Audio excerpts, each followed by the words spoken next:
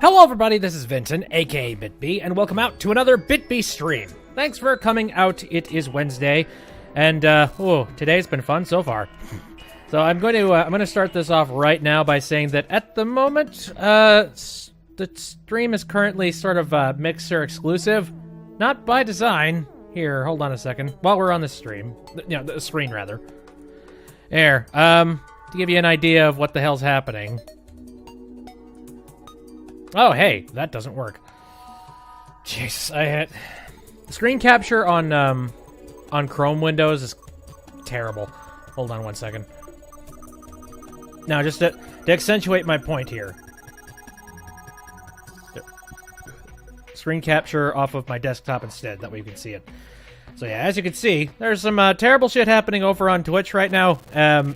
Something to do with the twitch.tv API.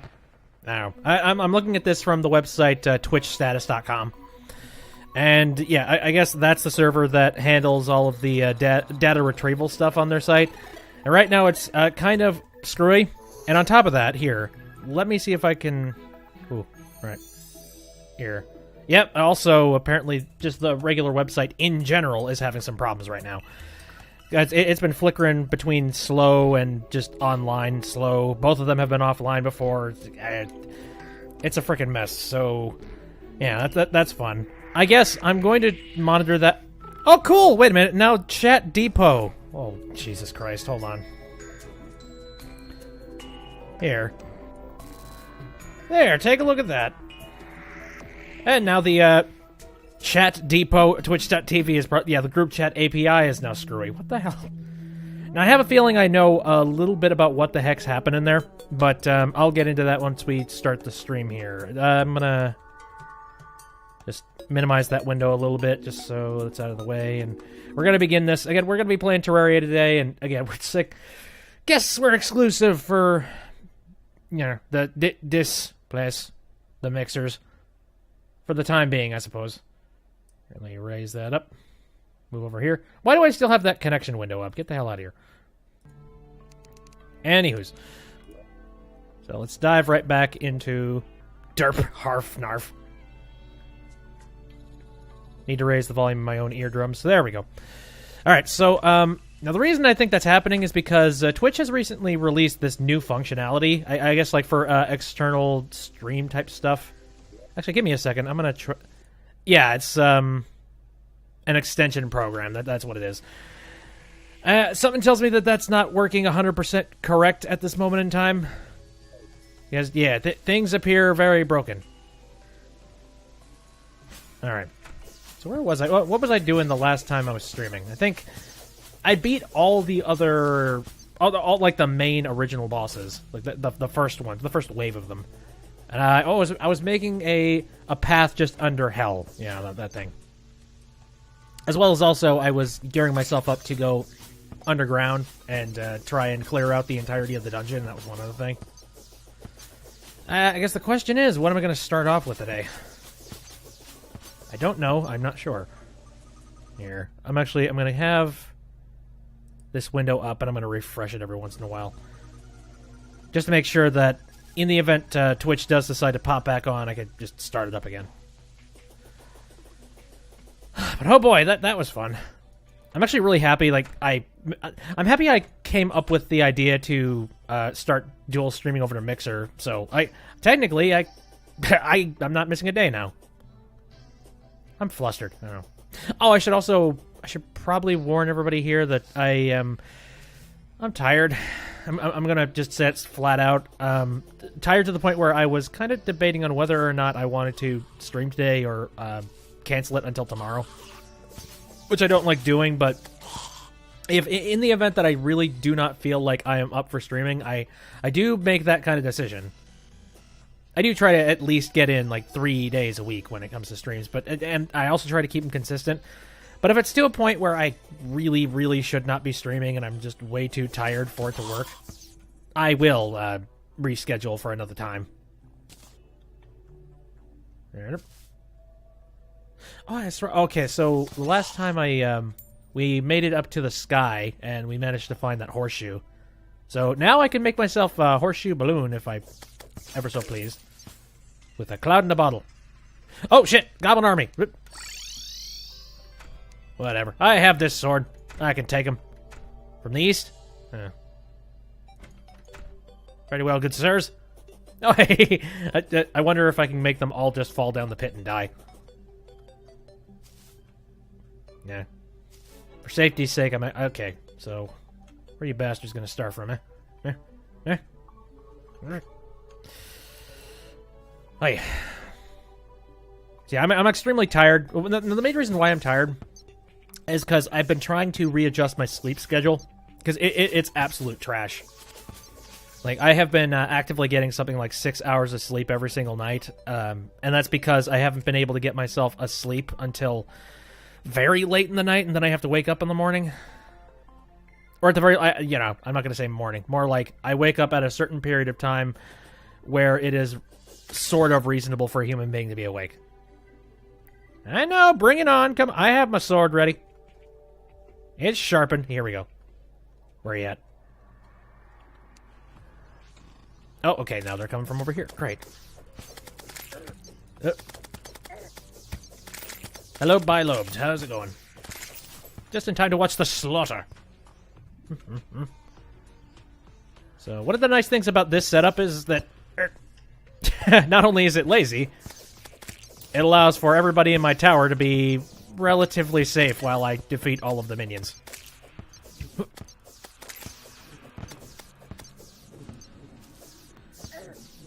How you doing, good sir? This ain't my first goblin army. Get out of here. Nerf. Anywho. Now, at this moment in time, I'm trying to kind of fix my sleep patterns by...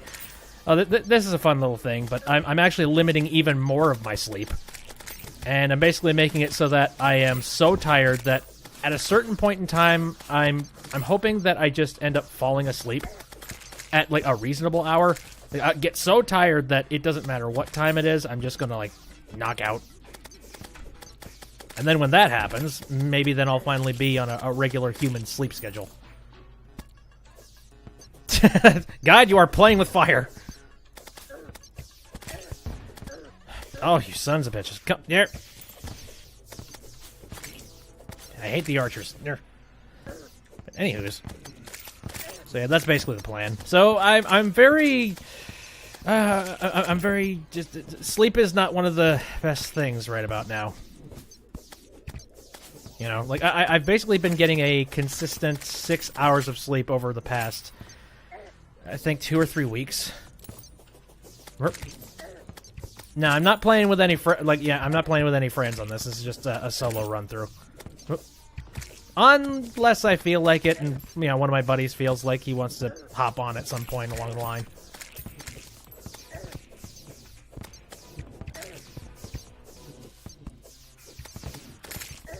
Hey.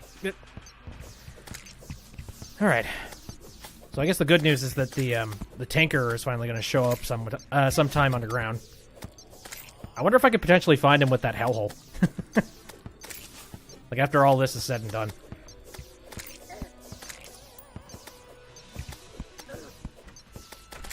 How you doing, buds?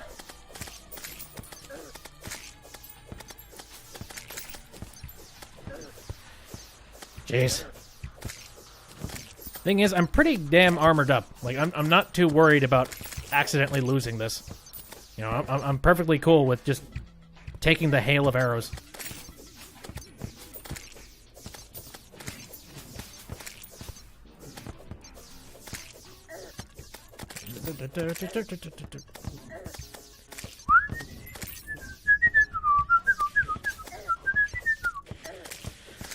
Here, I'll heal, just in case. And I am armored for war.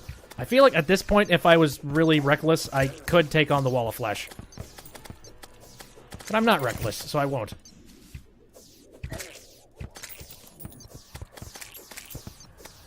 Oh, and we're done.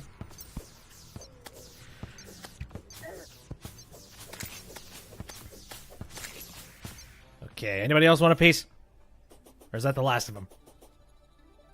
Nope, that would be the last of them. Nice. Okay, so again, Tinker shows up at some point along the lines here.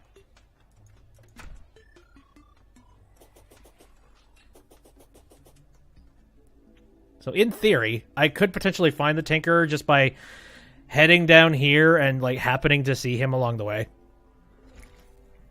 Now I forget, their heads don't actually pop up until you finally unbind them, right? So I can't just cheat this and look at the radar and be like, there he is. I found this is the easiest way, though. It's a straight shot, and it's pretty easy to spot him, especially since it's like well lit. And I want the Tinkerer because I have a lot of trinkets inside my pockets. Let's see. I'm trying to think if there's any more recent news or anything weird that's happened. Oh, well, jeez. So now I have no idea. Is there some kind of a tech thing going on for laptops and things? Like, you know, something like a CES?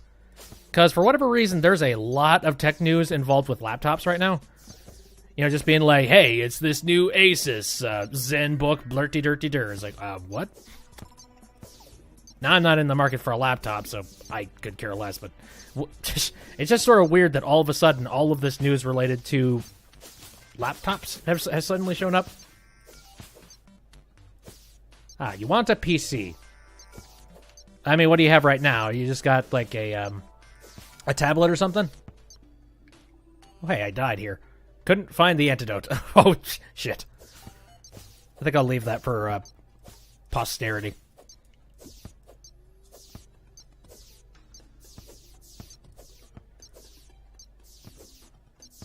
Come on, buddy. Where you at, Tinker?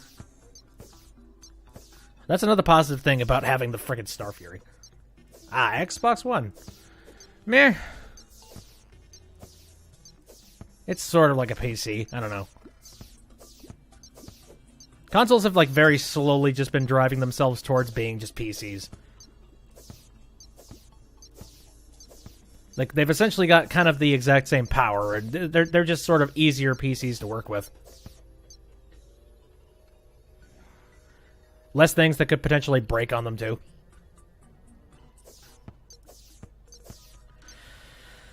Okay, made it to hell and didn't find the Tinkerer. Again, he just spawns randomly, so...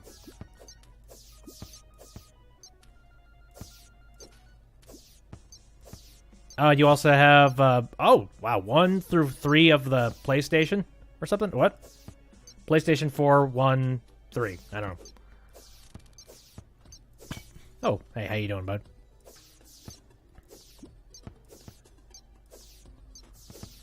Here. I don't own any consoles. Unfortunately, when you spend so much money on a rig for PC, you kind of, like, want to get the most out of your investment.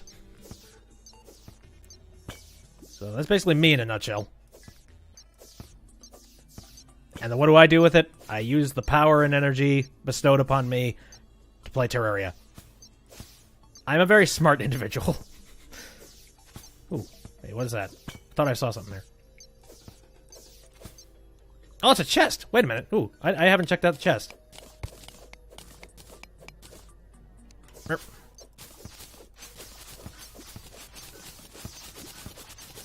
What do we got? Oh, yeah, there's the web slinger. I guess that's better than the hook I currently have. Yeah. So, let me think. I don't know. What else do I see in that conference? There's, I don't know, just a whole bunch of... Well, no, not conference, but rather, I don't know, I just saw a whole bunch of news about just companies that have been releasing information about their laptops and whatever. And that has to have something to do with just quarterly earnings or whatever the heck, or whatever technicals they talk about. Maybe they're just announcing it before the Christmas season to get people's mouths drooling or something. Just be like, that's what I want! That's what I want! Honey, can you buy this for me? Get a job, Frank.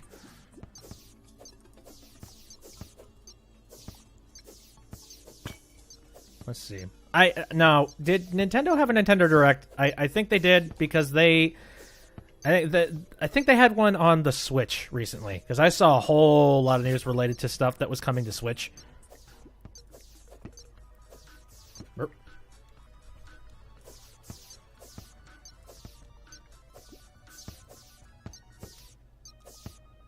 I didn't actually watch it because I don't have the time to watch that stuff. But I did. I got a list of a whole bunch of games that they were showing off for. Just what was going to be on the Switch sometime soon. Well, soon. Soon is not the right word. It's more like within some time in history. Jeez, where are you? You know me.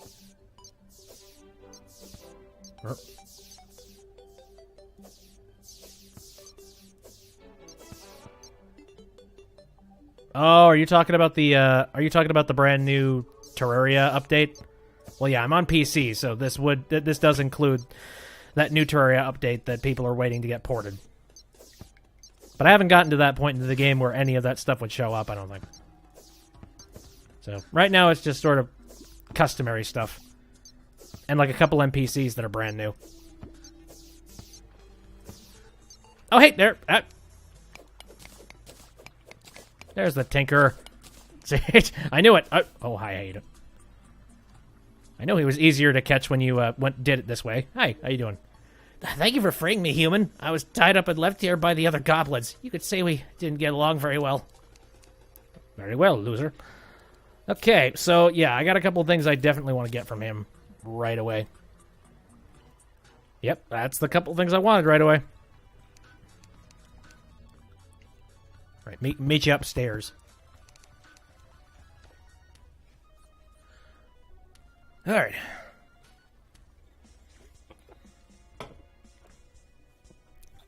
Oh, I'm trying to remember what else have I recently seen. There's just so many. Okay, yeah, I think I just need to pull up the list. Here, hold on. I think I have it bookmarked. Let me pull up the list of. Oh, jeez, hold up. I have it bookmarked. What the new games are. There we go. This list seems to be a little sorted by how excited people are for these games, because right at the bottom... Actually, no. No, I wouldn't say that. Because right at the bottom, there's no more heroes. And it was just like, what? Which threw me the hell off, just being like, what? No more heroes? You're seriously making another one? That's random and weird. Like, I want to know what the... I want to know what the conversation was with the... with Nintendo and all that stuff. Just being like, what games could we be bringing to this platform?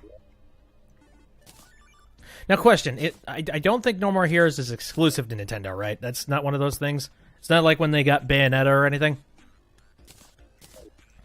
Which there are still people that are complaining about that. Just being like, Bayonetta 2, why can't we have it on our console? It's like, well, if Nintendo hadn't picked it up, Bayonetta 2 wouldn't even be a thing, so chill. You know, it is of your best interest that Bayonetta 2 happened. You know, he's fine. You should be excited that it's even a thing. That being said, I'm not even that gigantically into Bayonetta, so I guess my words, I don't know how much merit they have. Let's see. Okay, what do we want to do here? So I believe... What kind of sword is this? Geez, silver short sword. Mod? Nope. There are no mods in this. This is just straight up Terraria. Again, I've been thinking about doing mods at some point, but not quite ready for anything like that yet. Why? Hey, I like Terraria as it is. I'm perfectly fine with it. There we go. So that should lighten the load. There you go. All my superpowers. All in 2 separate trinkets. Now all I need to... Oh, wait. Do I have the clawing... The claws on me? No, I don't. I should go look for those. Hold up. Where are they at? Oh, God. Oh, here comes the problem. Now, I forget. To make the lightning shoes, I need an aglet, I believe, and then whatever the hell that one wreath thing is, if I'm remembering correctly. All right, let's see. There's the climbing claws. Whoop.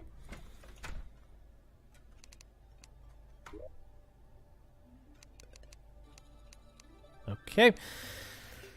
Jeez, I really want to go and find the actual boots now, so I can combine them and create like some amazing climbing gear. I tended to play this game a lot like a ninja. I'd just be climbing up walls and doing all that kind of stuff. Hi, friend. You made it up here. Boop. Okay, so that's that. Suppose... Oh, well, now what? What do I do now? Because I could continue to keep working on the hell. Sort of like the hell road. Or I could go and try and defeat more stuff in the dungeon. Which is possible, I guess. Hello, guide. How you doing? Here, I'm gonna go ahead and drop some stuff off here. Oh, hey, I got... Wait, I have a strange plant. Hey, here you go. Oh, negative die. Who cares? Whatever. How much of negative die do I have so far? Here, quick stack. You freaking kidding me? 12? Okay, so in total, that is 4 times I've collected that. Are you serious?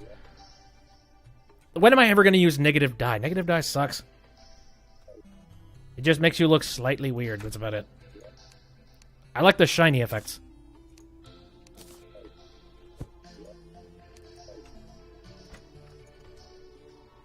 Alright. So let me take a look at this list of games that have been announced for the Switch. Okay. I don't know, a whole lot of them, it's games that I don't even really recognize name-wise. I really should watch the Nintendo Direct retroactively, because I feel like I would have a little more weight involved with that stuff if I did. Meh. I'll put the shadow key away for now.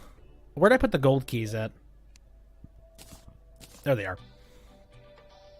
Okay. I guess I don't need to be carrying this thing around anymore.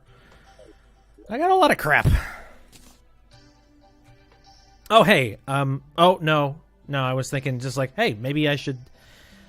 Oh, what is the strongest pick you can use to collect the molten stuff? I don't remember. That might actually be a good investment of time, just to try and get my hands on... No, you know what? I don't know, it's so confusing. There's a lot of things that you need to get from the dungeon so that you can use later on. I think my best use of my time right now would probably just be getting the dungeon finished and then come back out here and then do a bunch of stuff in Hell. Hell is supposed to be like the end game stuff, and I showed up in Hell, what, the second episode that I did this? Like the second time I played?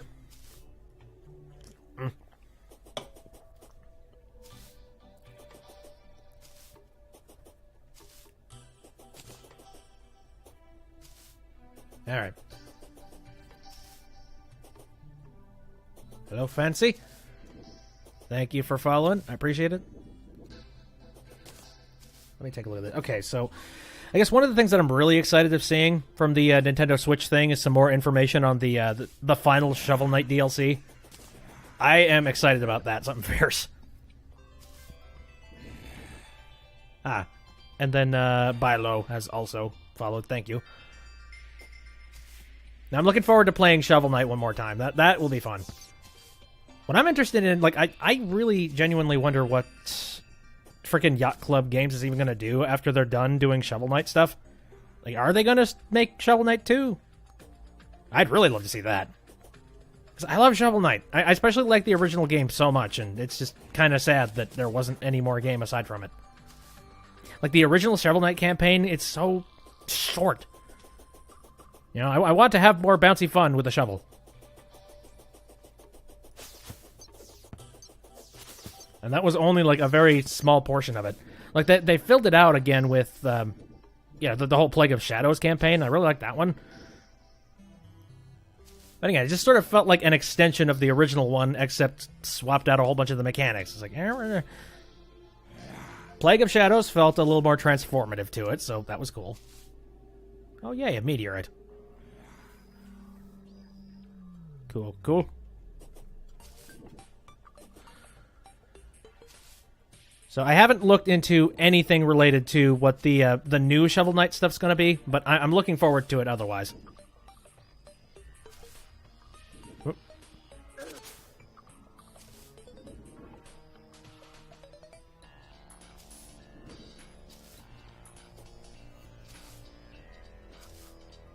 Yeesh. I am barely dodging a whole lot of this stuff. Oh, I'm looking forward when I finally get wings. That's gonna be fun.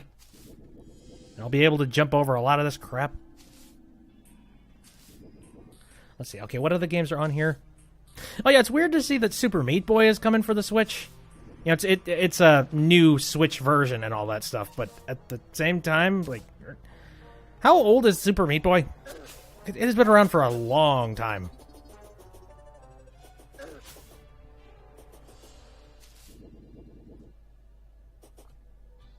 Like, I remember picking that game up like 6 years ago, and even then, I didn't pick up... I think it was 6 years ago?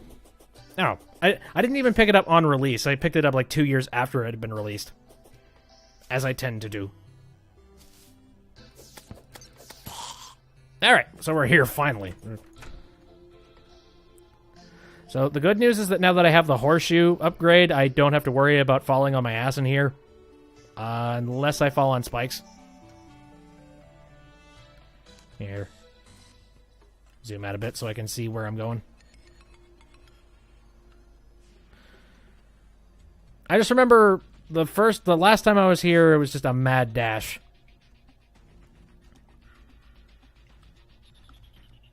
Didn't really care too much about getting every tiny little thing, or actually I kind of did, but it was still just sort of running like a chicken with its head cut off.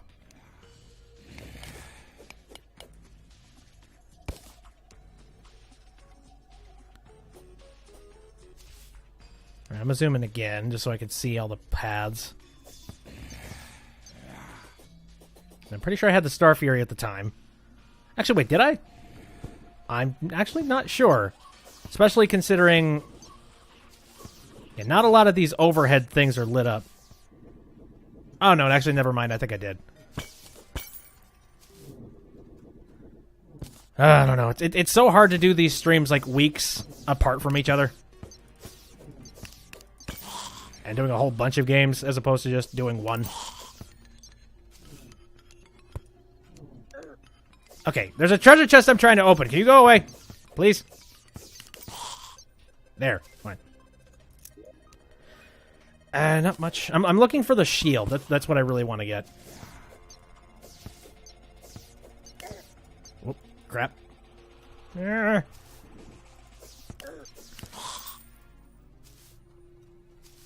what other games are on this list here that I got really excited about? Like, not a whole lot of it. I'm thinking I really do need to, after the stream is done, I should probably look up the Nintendo Direct or whatever the heck it is, and I want to go look up the information about the new stuff that's going to be coming out for the Switch. I don't know. The funny thing is that there's a whole lot of people that, over the course of the Switch being out, they've sort of changed their tune about it. Because there's a lot of cynicals out there. I mean, including me. Like, I'm pretty cynical when it came to the Switch, too. Especially its release, because the release was not all that great. There were a lot of people that were just like, I mean, the Wii U did absolutely terrible. I don't know if it's going to work out. But honestly, I kind of figured that it was at least going to be working out a little bit, considering that it was being advertised a lot better than the Switch. Not the Switch, the Wii U.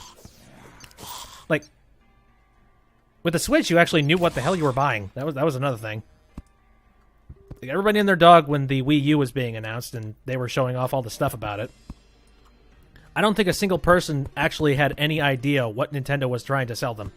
Just being like, okay, so is the Wii U just some sort of an attachment you put on your Wii? Or is it literally just the tablet? Is all the technology stuff inside the tablet? Is there a console involved at all? No, Nintendo was kind of brain dead when it came to trying to explain that stuff.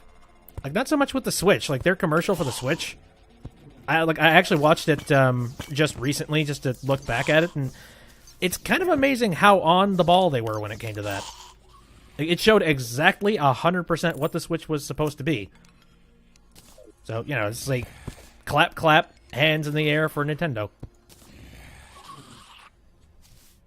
Well, that being said, it's not really... I mean, the hardware is one thing, but software is a big seller, and I think they've actually been doing very well with selling the software portion of it.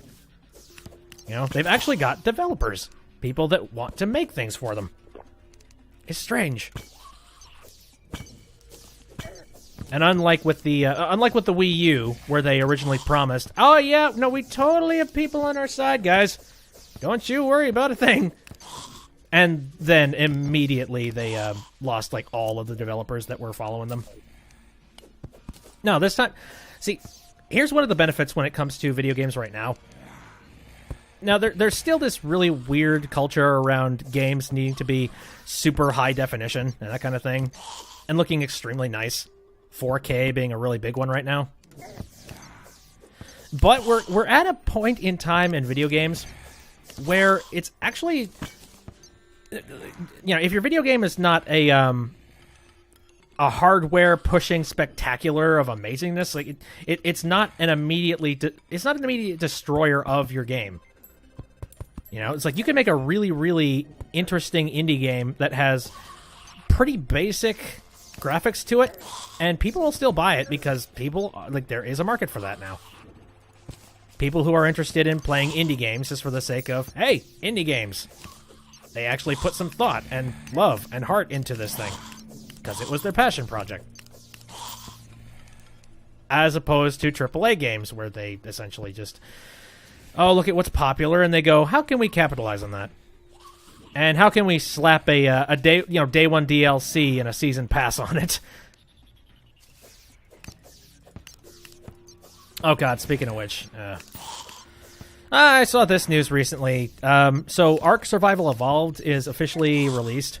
Yeah, before it was in early access program, and I could go on a mile about all of the issues that game had with its development. I mean, I can go a mile on all the things that it was doing right up until things started going south, unfortunately. Because, you know, there was that whole issue when it came to Scorched Earth, and a lot of people getting very, very angry at the fact that they tried to sell DLC for their early access game. And, yeah, that was kind of crap of them to do. Now, I did not immediately write it off, because I was just like, they made one mistake. It's fine. Okay, it's not fine, but at the very least, I'm willing to give him a little rope. Well, I'm just about ready to drop the rope because it's officially been released, and the very first thing that Ark did is it released a season pass. I mean, I'm sure that was the plan, and I'm sure somewhere along the lines they announced that, yeah, this is something they were going to be doing. It still feels a little filthy.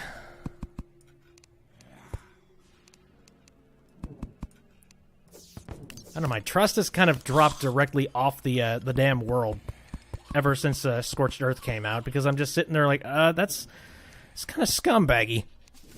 That was probably a decision that wasn't made by the developers of it, and probably just their publisher. Like, it was. Because the developers, they have actually been working very hard to improve the game and add stuff and, make new things, make it better. Not anymore. Hi! Freaking zombies! Get out of here. Skeletal bastards. Okay, have I picked up a gold key at any point? Yeah, because I remember there's a gold chest up there that I didn't pick up. I'd like to be a little comprehensive with this. Get out of here. Cool. What do we got? Oh, God. Running out of room. Also, I'm out of gold keys. Can I get a gold key, please? But anyway. So, yeah, Ark Survival, I don't know. I just look at its release, and I feel like they haven't atoned for a whole lot of the problems that the game had. I'm not saying that people deserve to be handed Scorched Earth or anything to that degree. Heck, they released an entire new map for Ark Survival called Ragnarok, and I've played Ragnarok, and it's really freaking nice. And again, came absolutely 100% free during early access, so, and it's now a part of the game. So in that way, I feel like they've redeemed themselves a bit, but again, the second that they do a little bit of redeeming, I see something sort of scummy.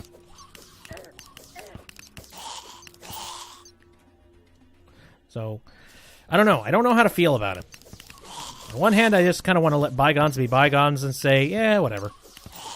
Because it is a good game, and I still like it. On the other hand, morals. Yeah, my morals.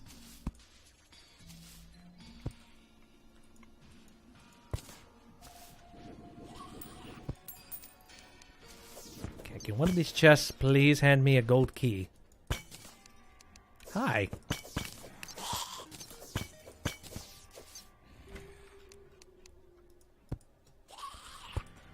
See, there was that announcement. Now, I guess that's one of the things I really like about indie games. There's a whole lot of indie games that come out, especially sort of like bottom of the barrel ones that were made by 3 developers in a trash can one day.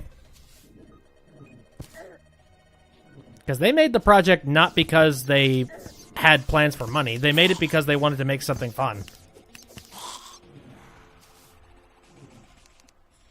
Or, something heartfelt. Something with a really nice story. I've seen a whole lot of that. Okay, how many keys do I have on me? 1. Oh, great. Okay, can I get another purple slime to just show up conveniently right now? I don't want to leave chests.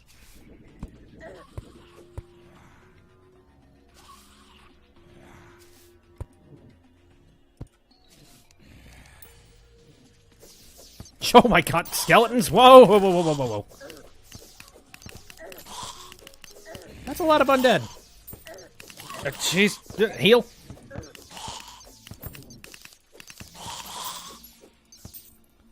Ooh, I'm fine. I'm good. Maybe that'll clear some enemies out and I can finally get some slime spawns. Hello? No more you bastards, come on!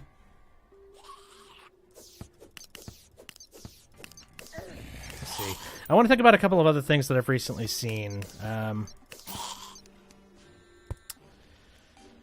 Herbity-Dur. What was that other case?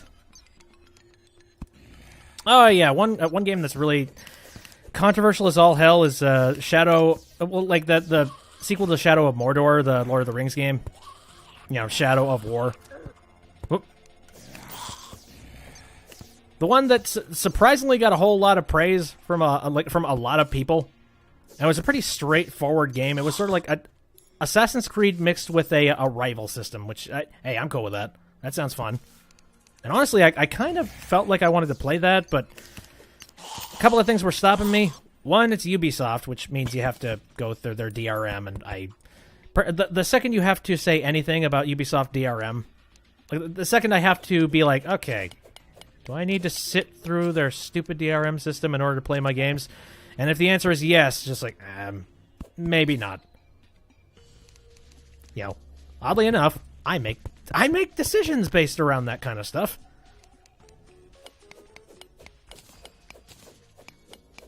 But on the other side of the coin, now there's this controversy about Shadow of War, where they are pulling all the stops to milk every single cent out of this really, really good series. Like, again, I was really genuinely interested in picking this game up for the longest time.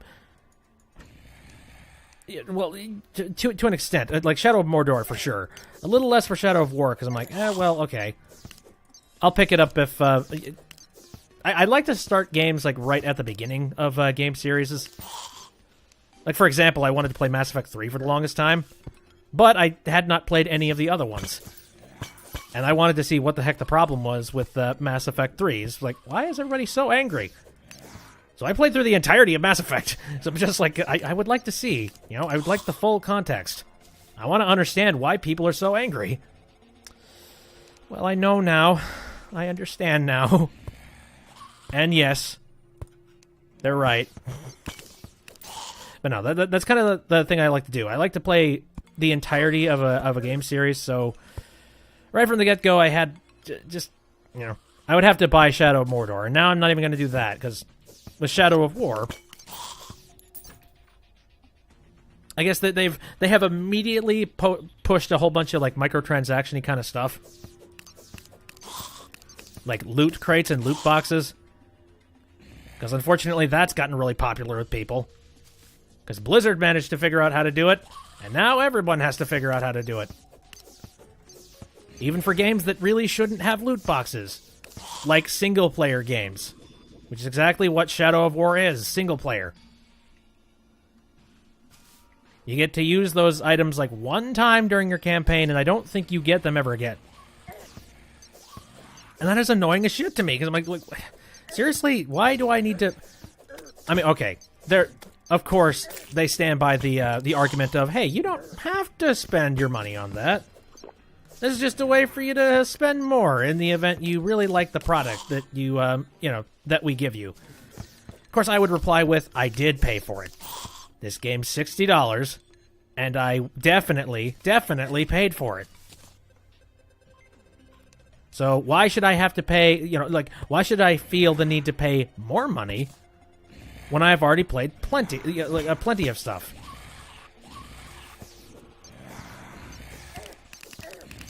Jeez, okay. Skeleton pit. Oh, I got a golden key out of one of these bastards. Good. The more gold keys, the better.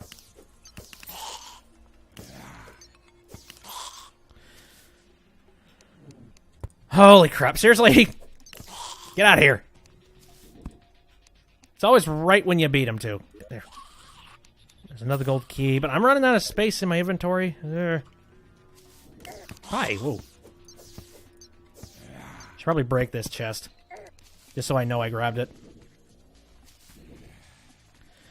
I got a lot of, random crap. I think I could go on a little bit longer here and, just weed out all the stuff I don't need. Like the pressure plates. Hello, skeleton friends.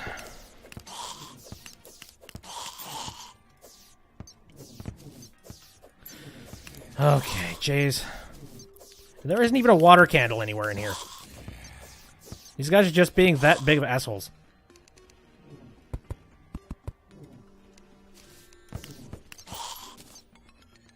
There we go. What do we got? Ooh, we got ourselves a Valor. Nice. Well, now I need to clean my inventory. Crap. Alright, what don't I need? Not gonna need bombs. And... I could live without the throwing knives. Hi! I see you up there.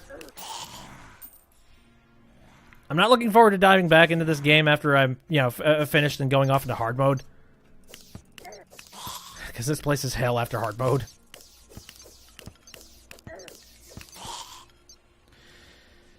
But anyway, no. I am very much an advocate of, if I've paid $60 for a game, I expect to have a full game experience, And that I will not be nickeled and dimed any further for anything else. DLC, you know what? There was a lot of contention about that a long time ago. But eventually we kind of gave up on that, because it, unfortunately, on paper, it makes a heck of a lot of sense, and you get more games, so whatever, cool.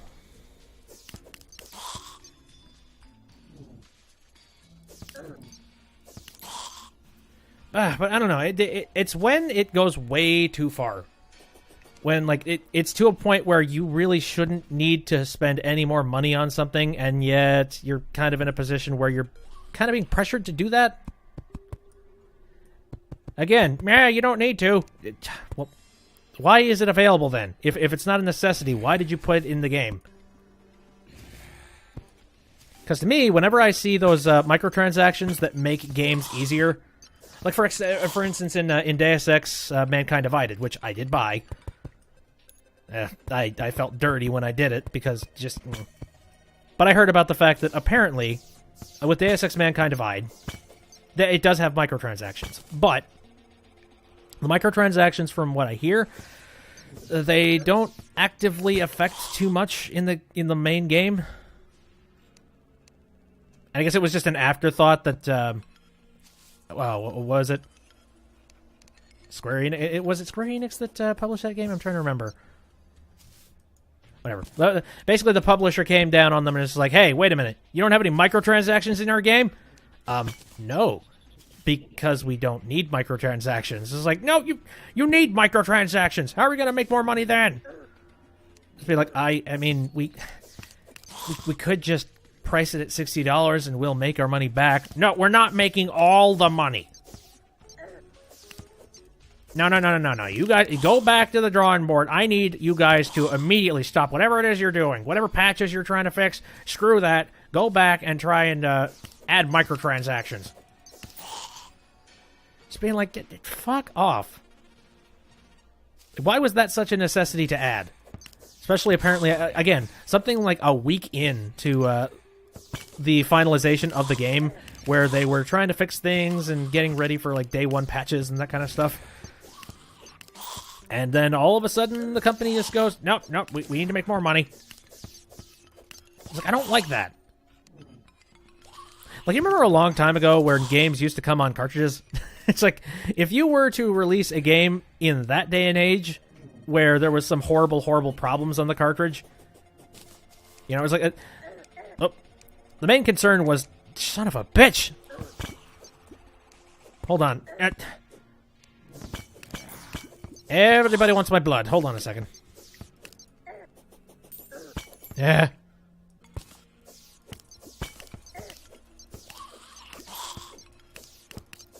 Like, I remember playing buggy games when I was, a long time ago when I was playing stuff on computers and stuff. And you know what we called those games? Bad games.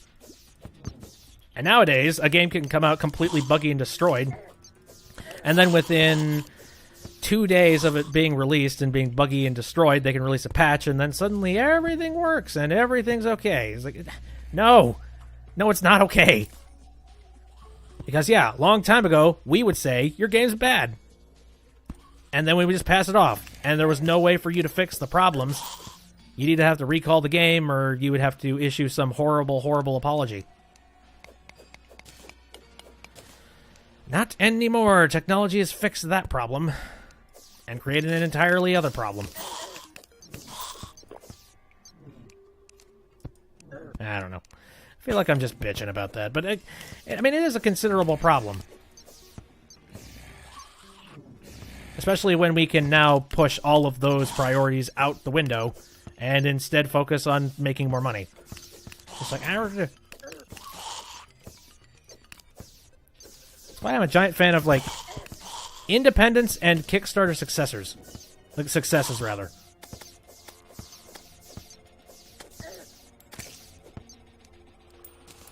Why? In reference to what? I said a whole lot of stuff there. Why specifically? Oh, finally I got a shield. Nice. What can I get rid of? I don't need any of the wall blocks.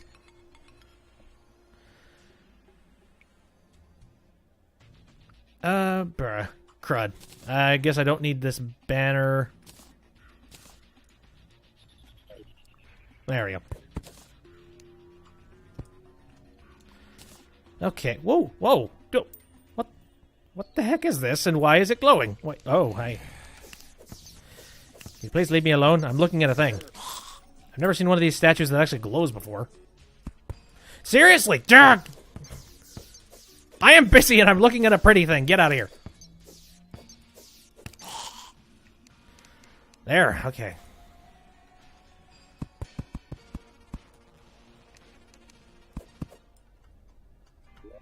It glows.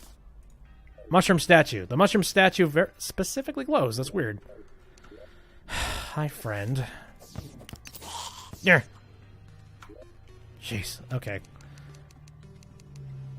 So at a certain point, I ran out of torches.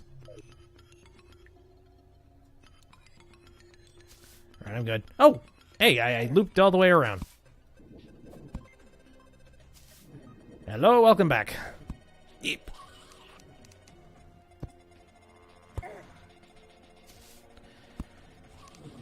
Anyway, no, I think the best games that I've played over the course of the last 3 years or so have been games from indie developers.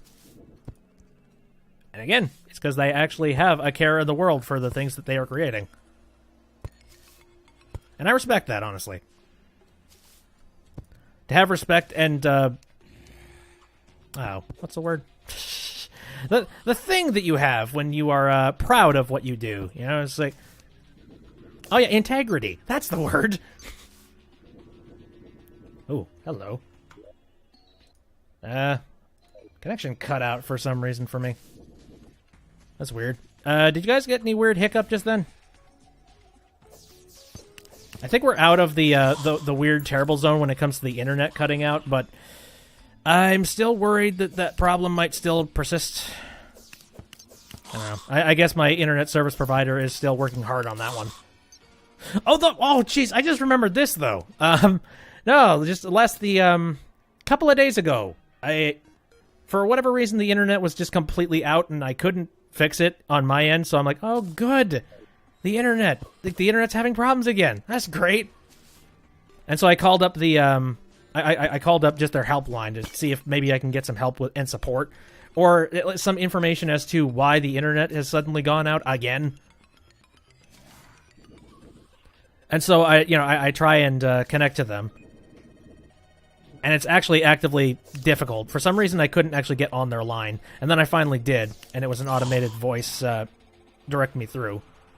I got connected with them. I finally managed to get to the internet section of their call line, and all they gave me, like, they didn't even reroute me to a person. They rerouted me to a special message by the maintenance crew that said, yeah, a fiber line is out, and we apologize for any inconvenience. I'm just like, what the hell? So apparently somebody cut a fiber line somewhere out there. I'm just like, what? Aren't there people that specifically scan for that kind of crap? I don't know. That on top of just all the crap that has recently been going on lately with the internet, and I'm just sort of sitting there confused. Like, who is currently running the internet service right now? Because I've never had this problem in, it's something like the good 9 years that I've been using their service. Like, I still trust them, and I still believe that they are probably the best possible choice. Like, I definitely don't want to go for satellite, because satellite's a bitch. And it cuts out all the time. Oh, God. And then there's Clearwire, which... that was a nightmare and a half. Has anybody ever had Clearwire? Clearwire is basically the high-speed internet you get when you don't have any other choice for high-speed internet. It's the internet that works, when it wants to.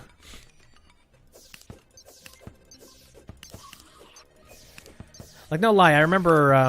a long time ago when multiplayer games used to be... like, it was just starting to be a main thing. And I was playing, I think, Battlefield Modern Combat.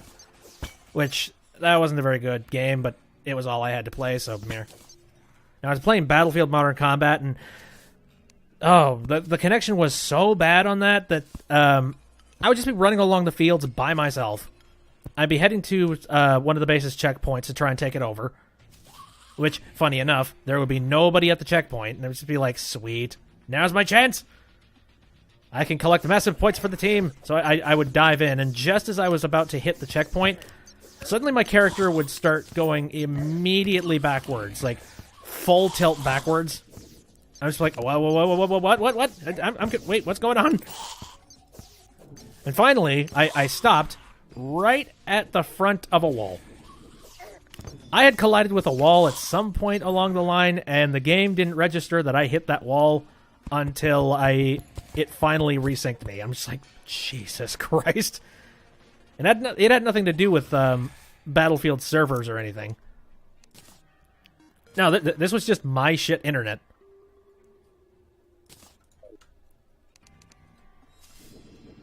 Yeah, Clearwire ain't good. Just... if you're planning on doing it for any, gaming, you essentially have to be playing the game with absolutely no storm clouds. Absolutely...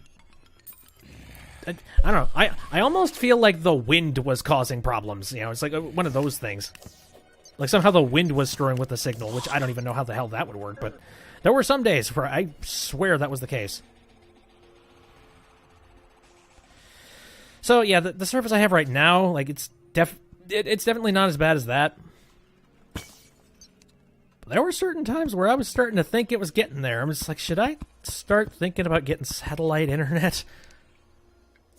Because Because at this stage of things, satellite internet would probably be better than what I'm dealing with now. That is not a good position you want to be in when you run cable.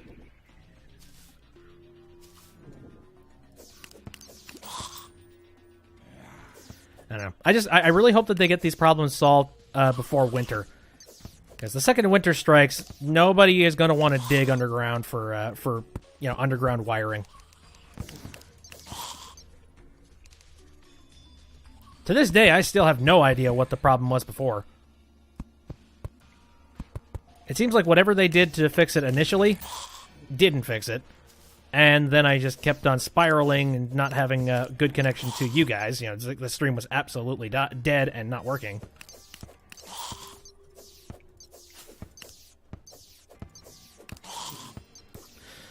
Oh, God.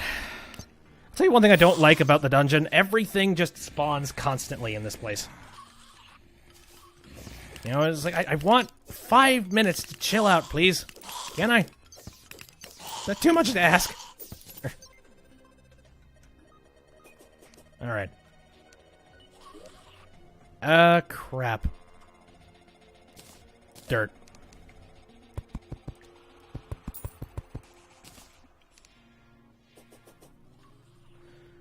Okay, so have I covered everything inside the dungeon? I think I might have.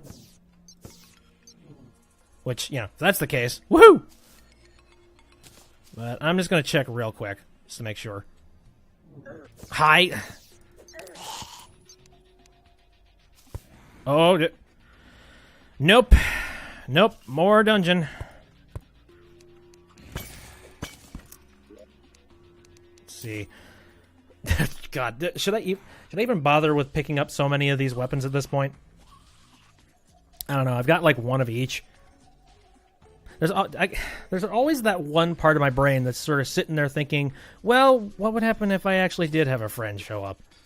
You know, it's like, would he want any of these items, or would they be beneficial for me to have doubles of?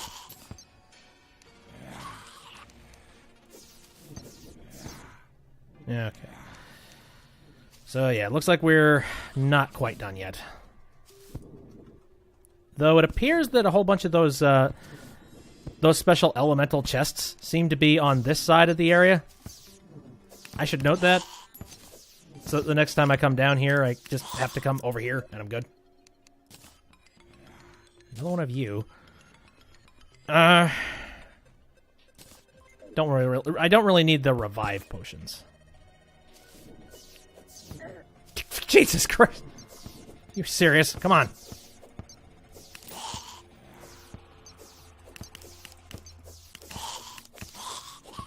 I swear, sometimes I feel like some of the NPCs in this game are programmed very specifically for trolling. Like, direct, straight up, we have this movement pattern to piss you off kind of thing. Okay. Apparently at some point I did get down here. Hi! Ooh, so many freaking wizards die. Alright, now I'm trying to think if there's anything else that I've recently seen as of late. Oh, God.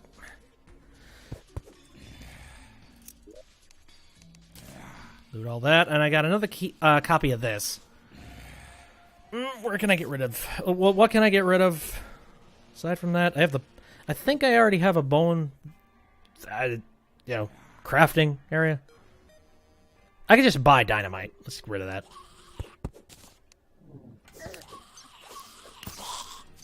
Also, I don't really use dynamite all that often anyway, so what is even the point?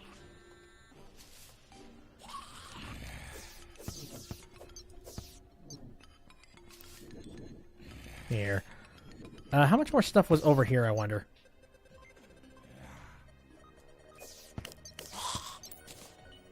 This is a dead end. Oh, this was a dead end. Okay. That's good on that end. Oh, this is not a dead end, though. Oh, thank God for having the horseshoe, huh? This would have been demonstrably better. Like, demonstrably worse, rather. Spikes. Hi. Hi! Oh my god, really? You come over here. There are two of you now?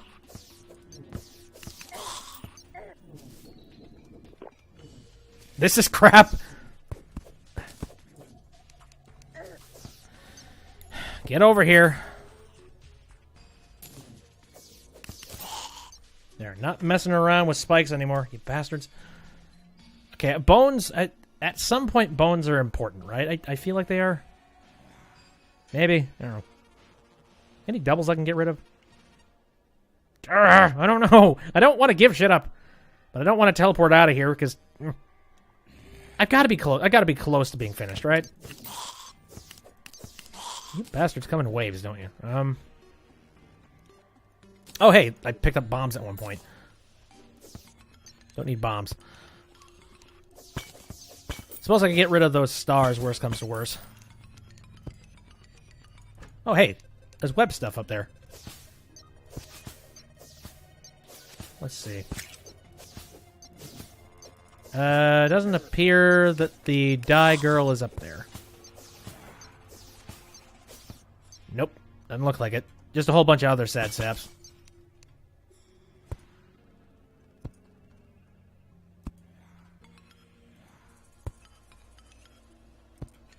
Alright. So what other things here? I'm gonna swap over to that. I have a couple of a couple of recent events in in just tech news sort of sitting on my desktop here. Let me take a look at this. Oh yeah, apparently Western Digital has like a new sort of cloud hard drive. Son of a bitch. And I thought that was kind of cool. But, I don't know. I feel like I am a very paranoid human being. Because I hear cloud hard drive, and the first thing I think is, oh, people are going to steal. Your identity and your information is immediately going to be stolen. Good on you. I don't know. It's a really cynical way to look at things, but especially in the internet age. But just I don't trust it.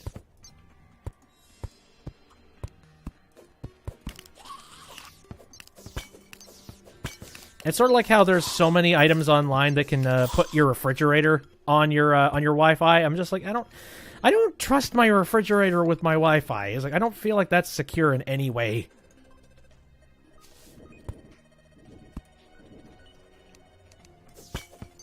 Oh, hi. More golds. Sweet, 15. Nice. How much gold do I have on me? 31 coins. I might want to call it a day. I don't know. Have we taken a look at everything in here? Because there was that one. Yeah, I feel like we've covered everything. Or at least most of everything. I'm too afraid to look directly at the map.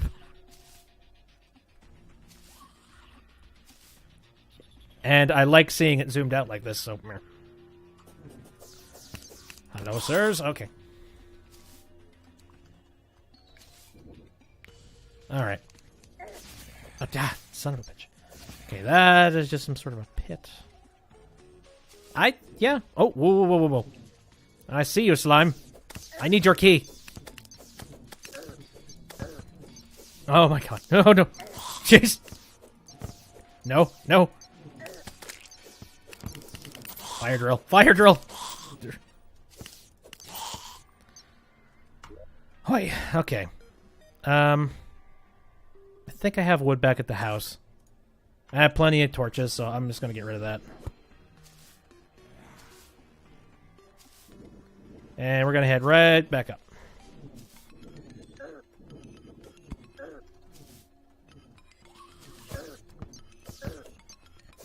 Anyways. No, I made the jokes just recently about the whole fact that there was a whole bunch of deadbolts. Oh, actually, no. That's a kind of a different story. The whole, like, deadbolt locks that are connected to Wi-Fi that were broke because of a patch that was released. First of all, how the heck did they manage to get on the Wi-Fi? Like, do you actually have to sync them up with your Wi-Fi in order for them to work? It's kind of crap. On the other side of the coin, like, yeah, the other side of things. Ow. Hello, sir. I don't know. I just don't like the internetification of things. Adding internet to things that probably shouldn't have internet. Like, I'm perfectly fine with just living manual when it comes to some stuff. Don't really need too many of these Miramasas.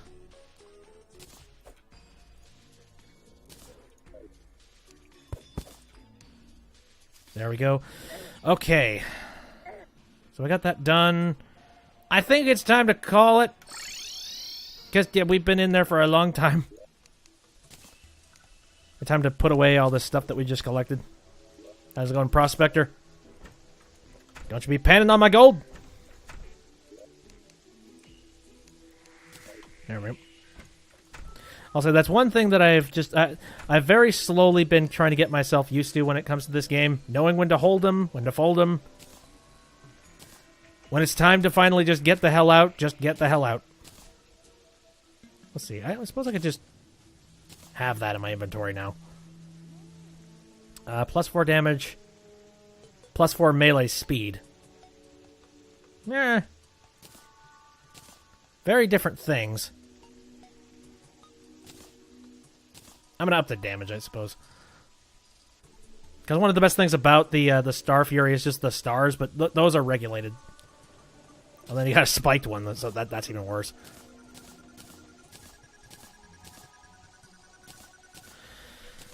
Oh, what other things have recently been happening? I don't know. Oh yeah, so I mentioned that Twitch has got that, the external thing going on, right? Speaking of which, actually I should check to see if Twitch is back online. Let me see. Nope. Nope, it doesn't look like it's back online. Here, actually, I'm going to reload the web page. Nope. No, Steam is still in the shitter. Wow. That is unfortunate. Got a lot of potions in there, jeez. Suppose if I was stupid, I could just take the gravitational potion and try to find more stuff in the sky. Don't really want to do that, though. Kind of a waste of my time. I'll keep the Valors in here. I got a crap ton more golden chests, so everybody in the place gets a golden chest. Oh, God. Even little Timmy. Oh, Nathan, rather.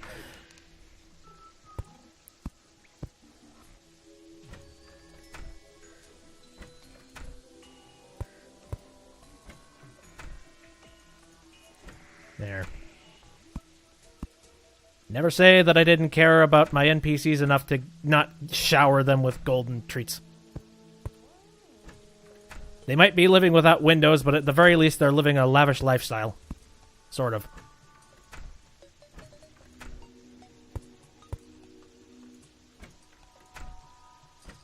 It's a very big frickin' tower. There we go. It's very nice that I finally have myself the boots and all of this stuff to be able to jump higher. There's a lot of gold chests. Look at the radar. Okay. So now to put away all this crap. Wow. Well, I had a lot of those indexed. Not all of them. Here. I can put you away, and you away, and... Inventory management, the most exciting part of this entire game, eh? How about that? Alright. Oh, shit, did I put the mushroom... Did I put the mushroom statue away? Hold it. Crap. There we go. Oh, yeah, I did. Crap. So why is that statue the only statue that glows? That's what I don't know.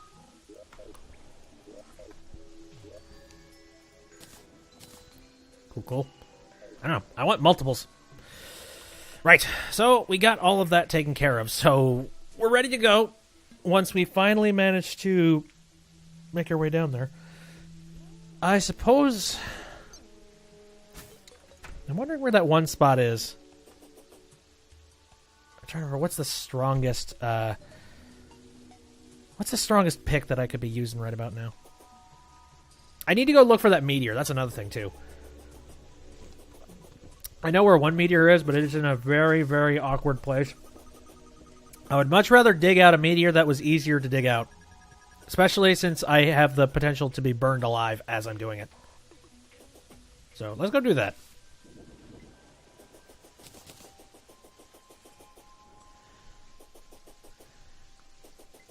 Okay. Let's see, I've recently seen, I heard this news coverage about how it's like the essential phone. If anybody's heard of that. I forget exactly how they started. But they started on the prospect of just, they wanted to make a phone that has all of the essentials in it and pretty much nothing else. This is not a good place. Crap. No, it just occurred to me that this is an actual very difficult place to mine out all this ore. I think. Get out of here. Oh no. I'm burning alive. I guess technically this could be easy. If I pull my cards right. Oh god. Again, at random intervals I get disconnected from the chat. That's not affecting you guys, is it? I really hope not. Because it seems like the stream is going out perfectly fine right now. And heck, I am only streaming to one service right now. There should be absolutely no problems.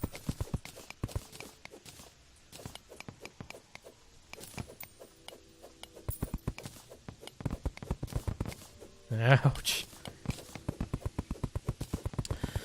I am scared.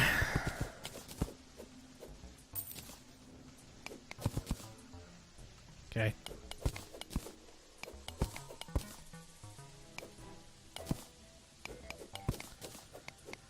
It's not as bad as I thought it would be. If anything, this sand is sort of I don't know, it's not really doing anything for me.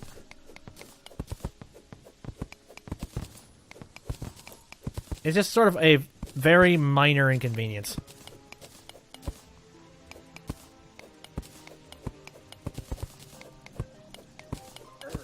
Oh, shit.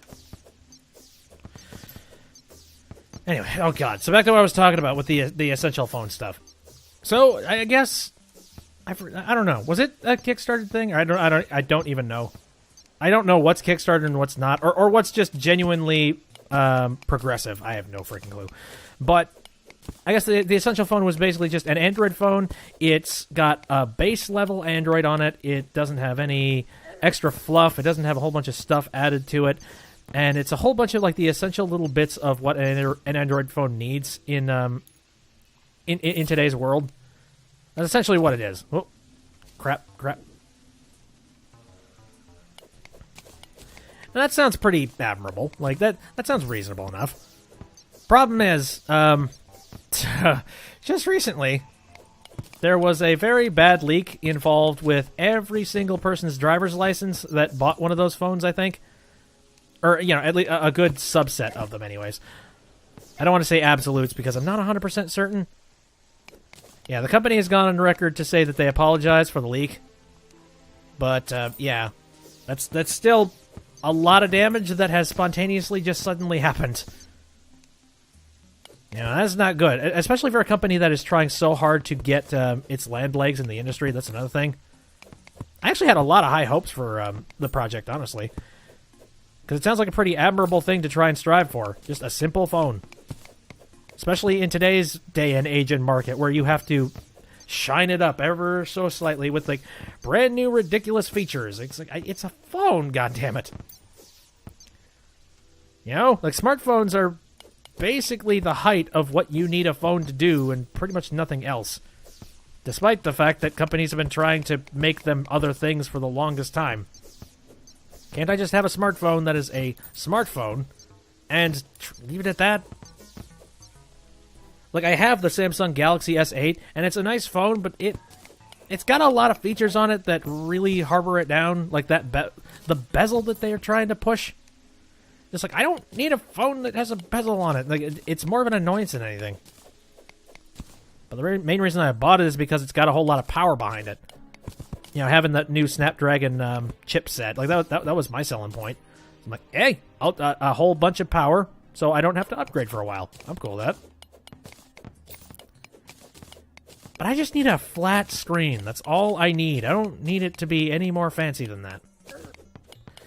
And yet, phone companies keep making it fancier. It's like, I just want a phone, please. So yeah, the Essential phone. Like, I actually had a whole lot of promise, and I was kind of looking forward to seeing how well they would do. Sort of like how Nokia released their. No, wait, not Nokia. Was it Nokia? I forget. What was that one phone that had the actually, yeah, I think it might have been the really old Nokia brick phone. Oh, I think I accidentally turned on.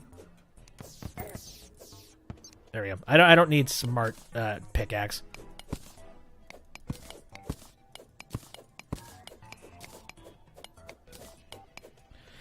All right, I'm nearly at the bottom here. Whew. Hello, little squire. How you doing? So what other news have I recently seen? I guess I could talk about a couple of things that I'm excited to play. I already talked about Shovel Knight and that announcement. I guess the brand new Shantae DLC has recently come out for Half Genie Hero, and I would really like to play that game. I played the base game on stream, and apparently this new DLC just, it's Risky Boots' DLC. And that sounds fun.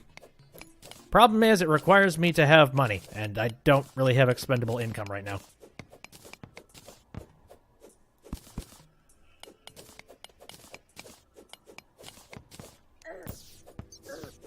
Okay.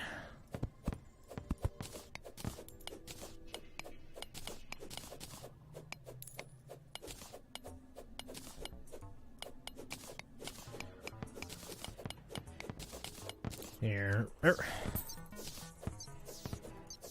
No, I don't know what you did. I don't.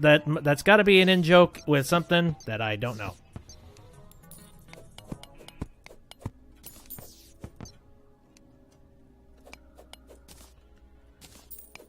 You followed me? I don't really call out follows all that often. Like, I try to, but not, like, to a ridiculous extent. That's not... I don't know. That's not really my bag when it comes to that stuff. I've always felt that, like, calling out every single follow that happens is a bit distracting to the overall stream. I appreciate it, but, again, I try not to call out every single one. Especially if I'm thinking about something. I'm not... Jeez. Especially if I'm very distracted and, like, I'm putting, like, every single ounce of my concentration into making sure I don't burn to death. That's another thing, too. But boy, by the end of this, we're going to have plenty of meteor. I'm trying to remember. Is meteor a strong enough material to be able to break through that lava stone? I think it is, from what I can recall.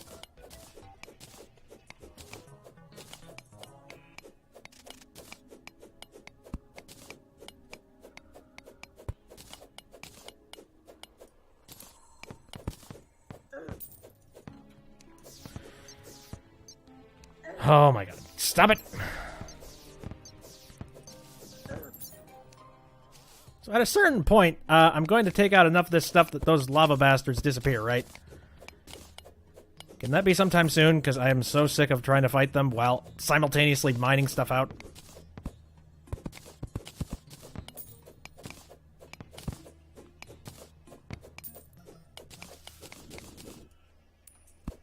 Oh, okay, there we go. I think I heard the music change. Maybe. No. Actually, no, never mind.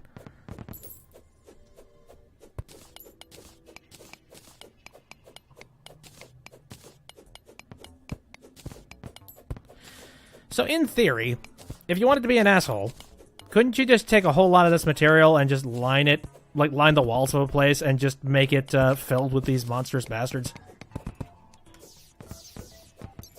I've thought about that before. And it's the idea of making some kind of a map that has a cheap but effective boss area, or something, or challenge area of some kind.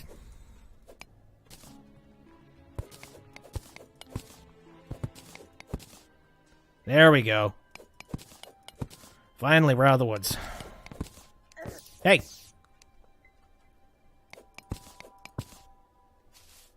Here, I'm just taking out a few more just to make sure that our bases are covered on this.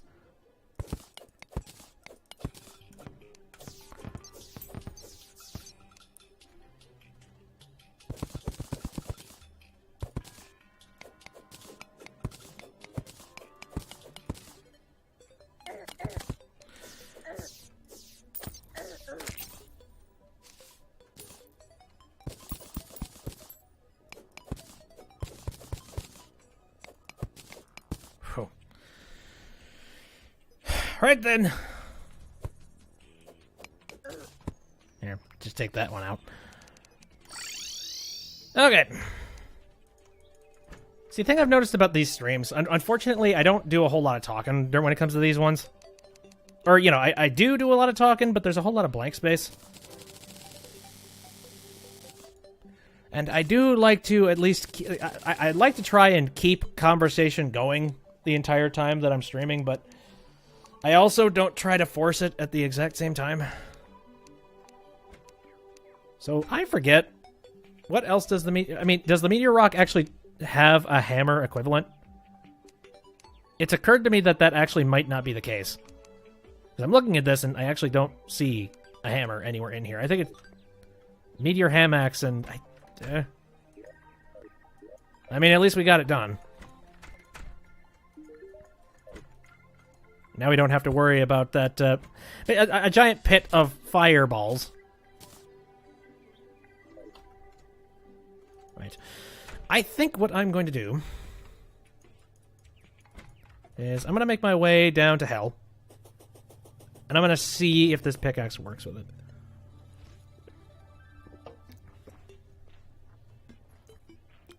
Let's see. Well, I suppose now I could just let go. There we go. Oh. So apparently the game is set up so that if I click off of it, it freezes. I think I want to try and fix that. Where's the settings for that? Interface, is that it? Gamepad instructions, video. Background on. General, is that on? Oh, auto pause on? Oh. Maybe that's just automatic. I don't know. I would have liked to turn that off if I could. But whatever. I'd like to be able to click off of the window just so I can do stuff. So I made it down here. Okay, let me try and quickly test this. Okay, so I can collect Hellstone using this. It's just really inconvenient.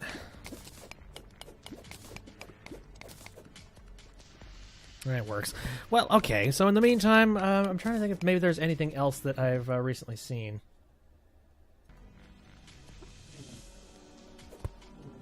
Hello, friend. I see your lava. Uh-oh. Oh, boy. Alright, not digging through that again. Stab it. See. I saw a good mouse and keyboard combination that Logitech just recently announced. Again, for whatever reason, just tech was announced in droves as of late. I saw that, and see, one of the cool things that Logitech is trying to do right now, as well as a lot of other different people, they're trying to set up wireless charging. Like, I guess there are these charging mats where you can just leave your mouse, and then it just charges directly on that space. And it's wireless, so you can just take your mouse anywhere. And I thought that was pretty cool. Directly, just putting the charging system into mouse pads itself and the keyboard. Like, I thought that was really neat, but I will say, having a wireless system where you charge it directly through the mouse mat, I kind of look at that and I'm thinking, all right, so how many different layers of cancer does that cause? That's a whole lot of I'm sure that there are very specific things that keep it from it not working that way. You know, I really feel like something like that would absolutely not fly in the event.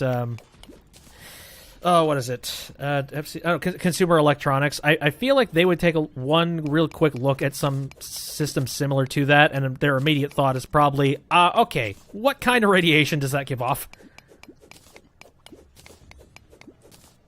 So, I don't know.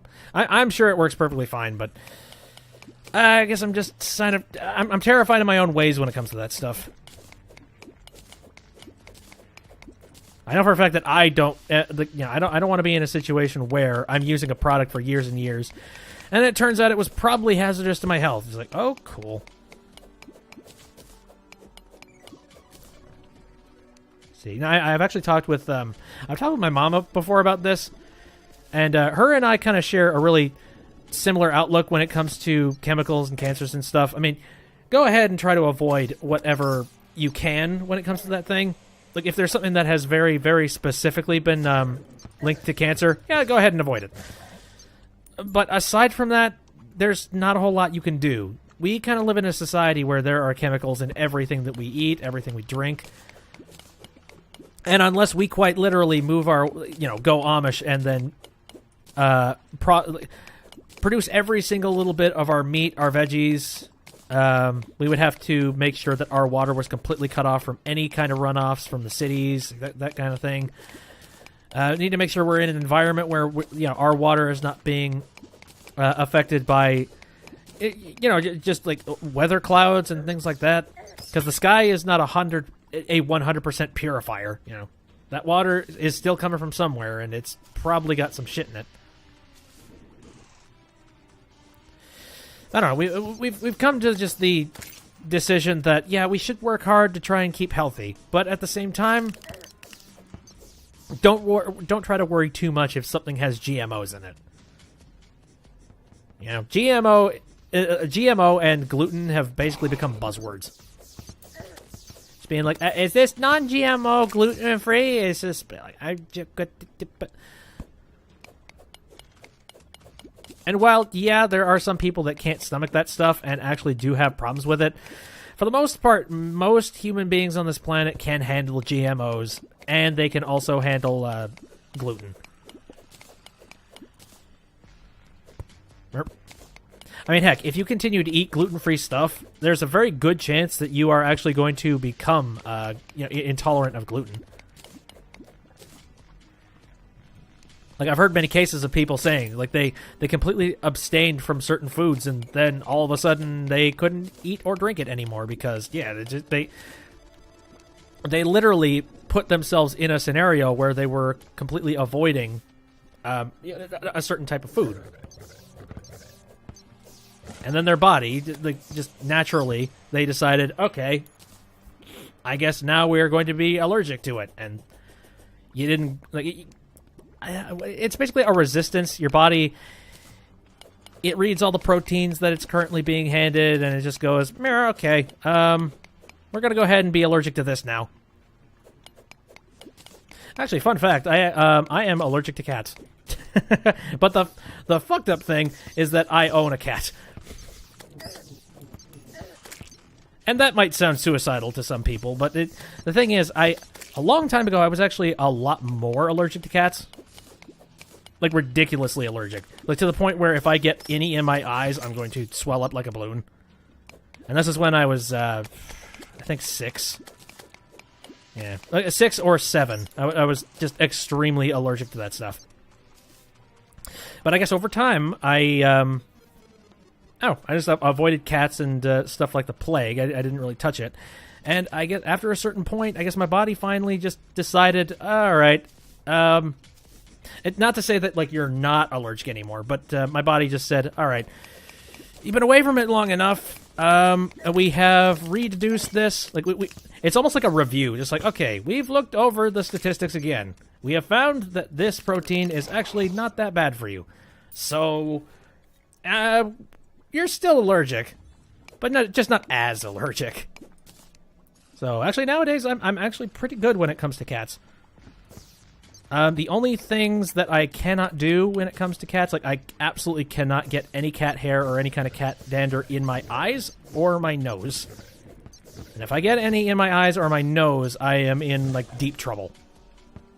Because then all of a sudden, my eyes are extremely scratchy, and my nose,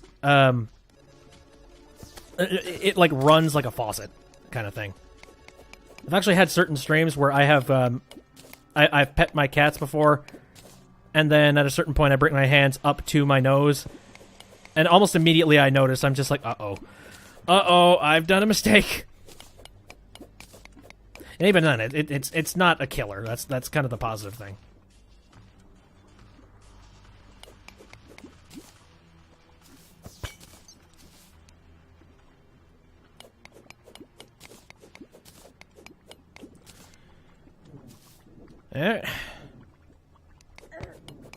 Oh, you bastards! I'm allergic to you.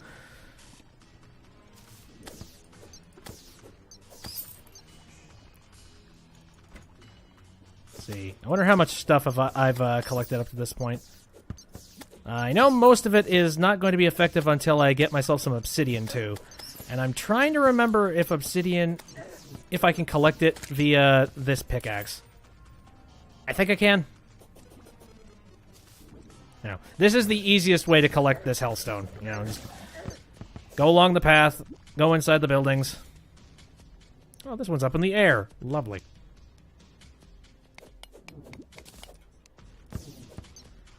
This is another one of those places. It's constantly on the attack. Come on.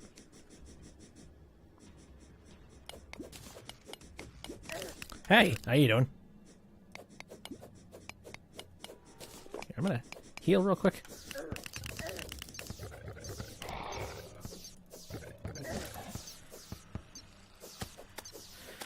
Oh, what other things?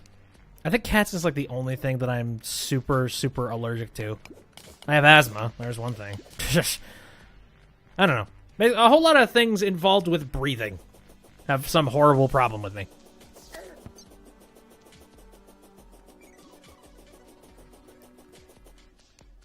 Oh, I could actually collect some stuff through here.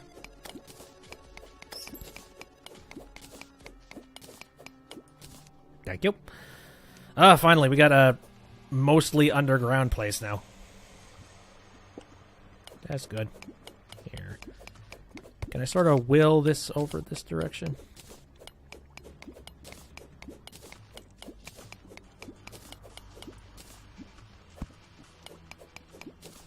Okay, what am I at now? Ooh. Not a lot of hellstone. I'd prefer if I could make myself some molten armor. Like that's what I'm really holding out for. And then once I have that, I feel I will be plenty covered enough to be able to defeat the Wall of Flesh.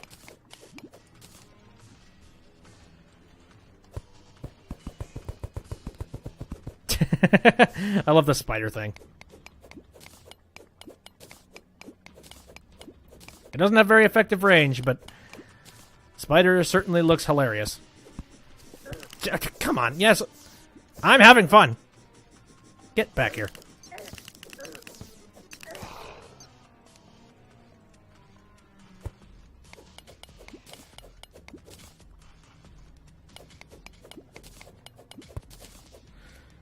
Okay, I think there's any other things that I have recently seen. Oh, I suppose I could talk about this and the fact that I did like royally fucked up at one point.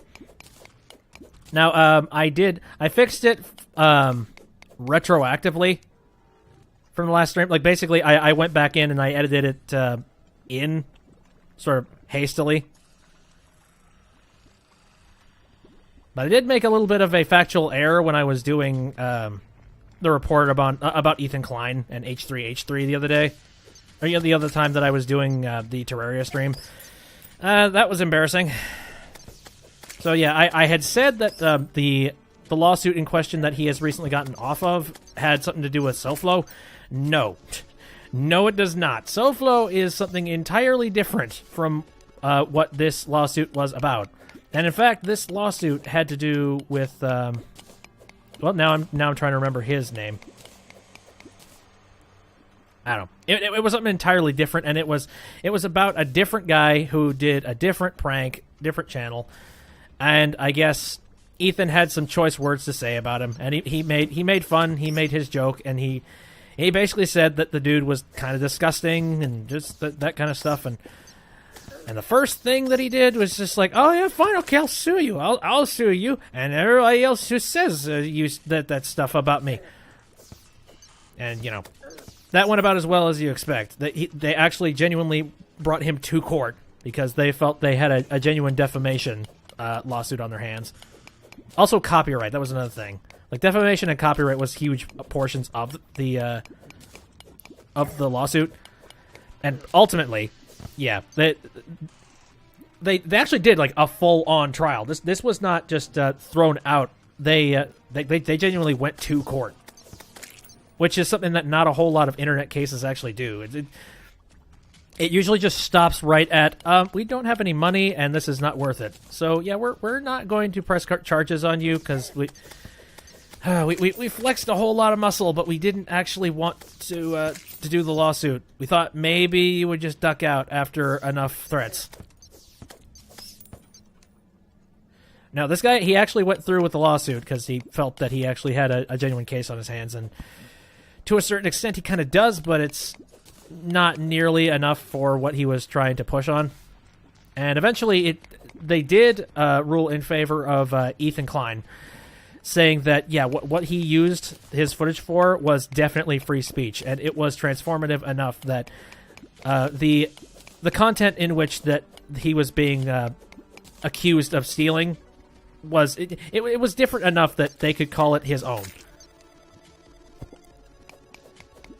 Now, that doesn't necessarily mean that fair use has been strengthened in any way, though. Like, there's definitely a better case when it comes to fair use, because a judge has finally, as of late, ruled in favor of fair use in the event there is enough transformative work in it.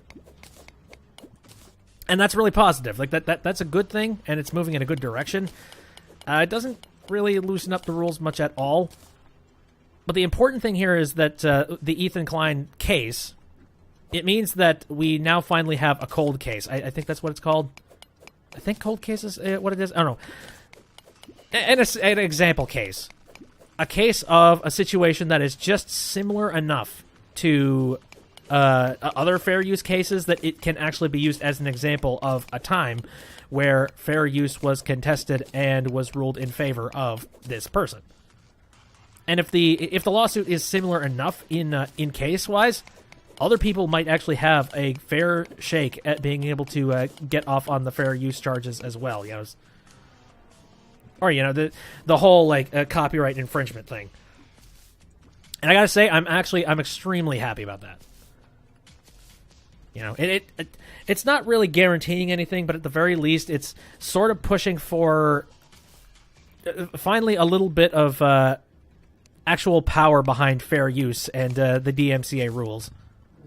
Whereas usually DMCA rules, you know, they're enforced sort of face value using the Google system, and that's the end of it. But it's sort of proven that in the event that there is hello, Loch Ness. I'm talking about the H3H3 thing. No, I'm happy that the lawsuit turned out the way that it did, because that means, I mean, Ethan's off the hook. That's real nice. And despite the fact that he, like, in his videos, he does put on kind of an asshole shtick, he does seem like a genuinely good guy who is out for the protection of internet creators and people who do things on the internet. I'm happy about that. Oh, although Gizmodo, those are lovely people. I forget who it was that wrote the article, but apparently the person who wrote the Gizmodo article, they're really against Ethan, apparently, because, jeez. Do I play Xbox or no? No, not really. I'm mainly a PC gamer, so what you're seeing right now is the PC version of Terraria. The one with the new mods and stuff. Well, actually, not the new mods. This is just plain old vanilla Terraria. It's just got the new patch. But anyways, so No, I'm happy that the lawsuit came out the way that it did. That's kind of the end of it. But no, I'm just... it's just kind of embarrassing that I got the name entirely wrong the last time. I'll own up to my mistakes. I feel proud that I have at least enough due diligence that I will retroactively go back in the video and correct myself in the event I say something really not on the ball. That's happened once or twice where I'm just like, nope. Past me is an idiot. Here is the actual facts. I try to do as much research as possible, but some things get muddled in my head. Also, Ethan Klein, I mean, you know, I don't want to take any offense for this, but Ethan tends to stir up a lot of shit. he's kind of one of those he's one of those types that he calls out a whole lot of bullshit online. And hopefully now that this lawsuit has gone through and he has actually gotten victory for it, I'm kind of hoping that relaxes a whole lot of the assholes that are trying to sue him for this kind of stuff. Like, I hope that they take a look at this as an example of being like, they actually won their court case. Maybe we shouldn't try and sue them. That would be bad.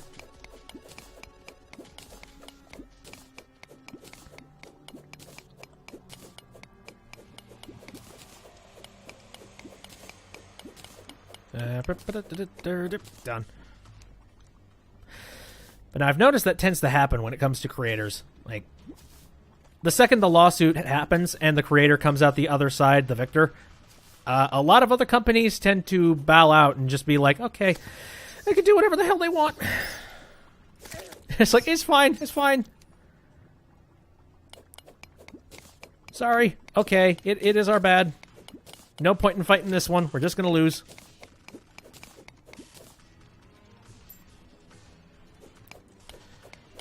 Oh god, I just remembered one really old controversy, long time ago.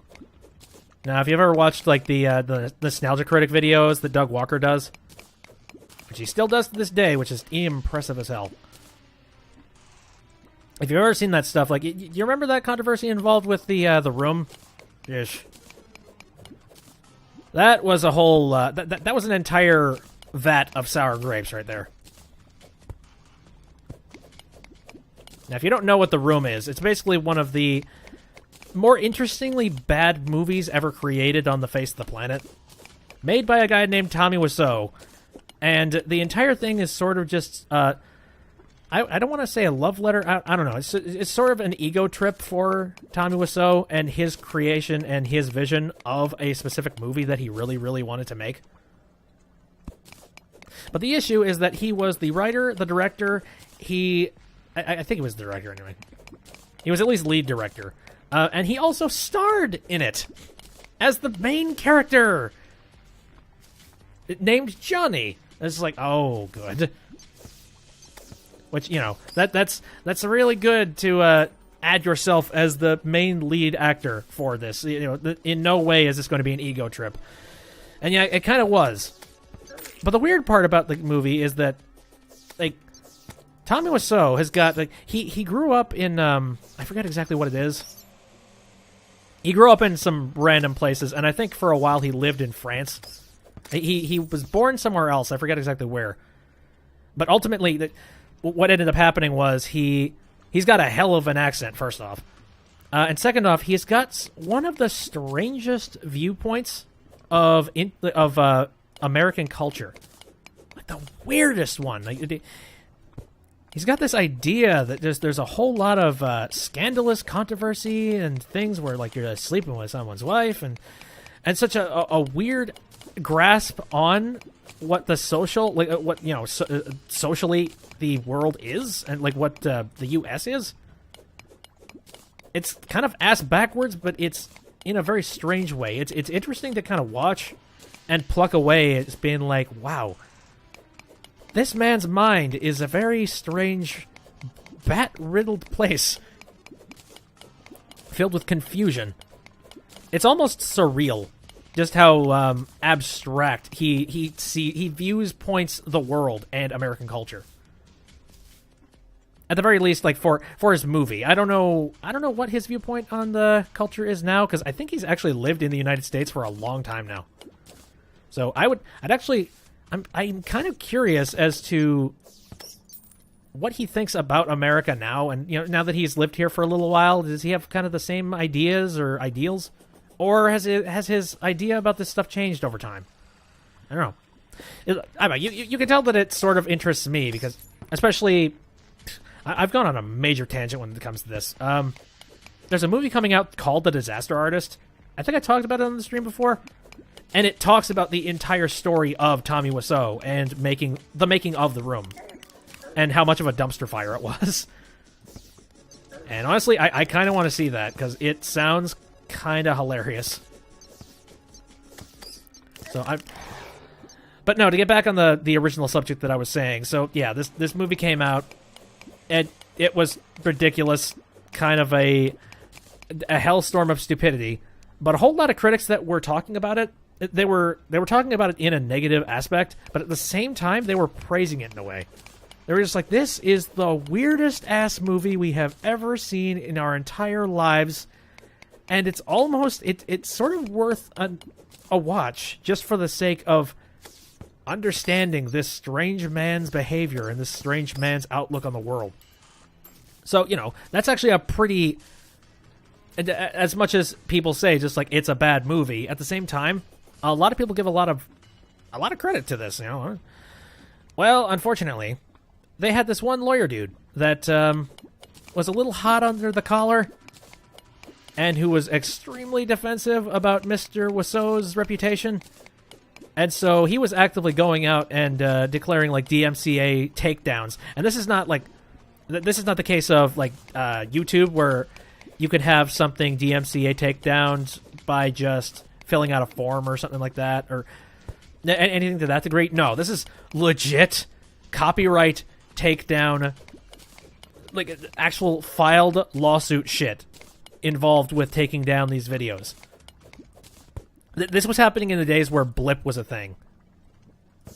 Which, if you don't have any idea what Blip is, that's basically just an old-ass video streaming function. I think it was bought out by Maker Studio, the guys that employ a whole lot of people and bring them on as staff. But yeah, this is like a really long frickin' time ago. But nevertheless. So yeah, this lawyer dude, he was kind of like jumping at people's throats for doing anything related to The Room. Like, if you cover The Room in any way, shape, or form, he immediately just sends out a cease and desist, just being like, no, you will have this video removed and taken down. And for the most part, creators were like, okay, we don't have any money to deal with this bullshit, so sure, fine. But over time, especially with Channel Awesome, which is the group Doug Walker is currently with. I think at the time it was just that guy with the glasses.com.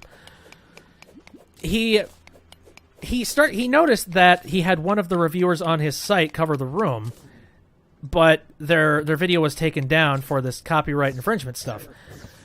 So he tried to have the he tried to do his review of The Room.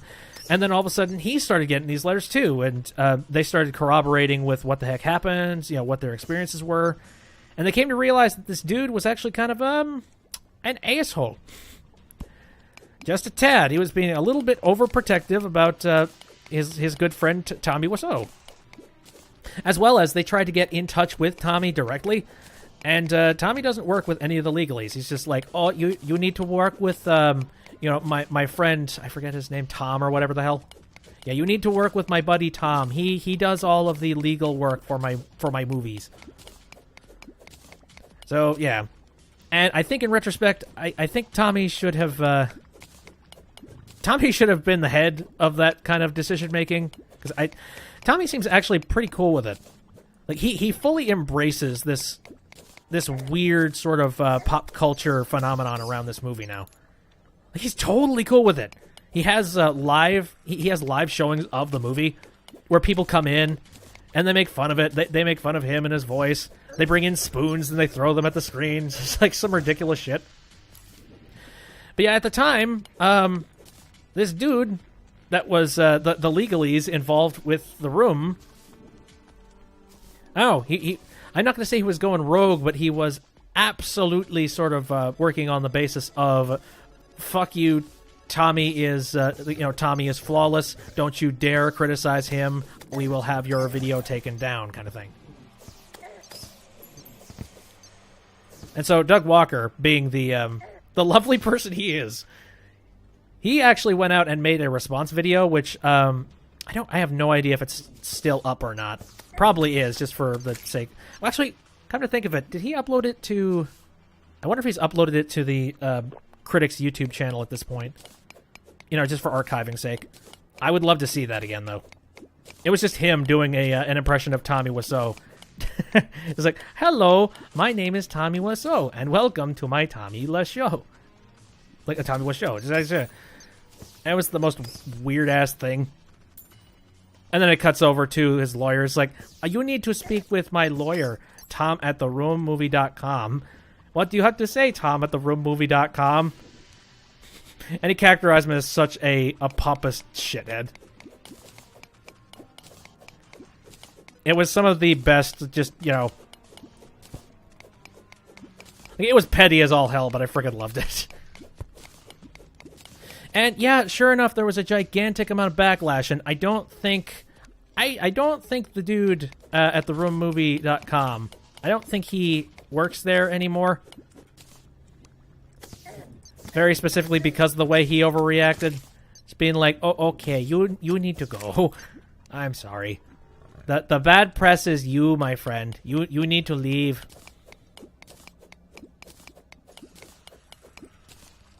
I don't know. I wonder where he is at this point.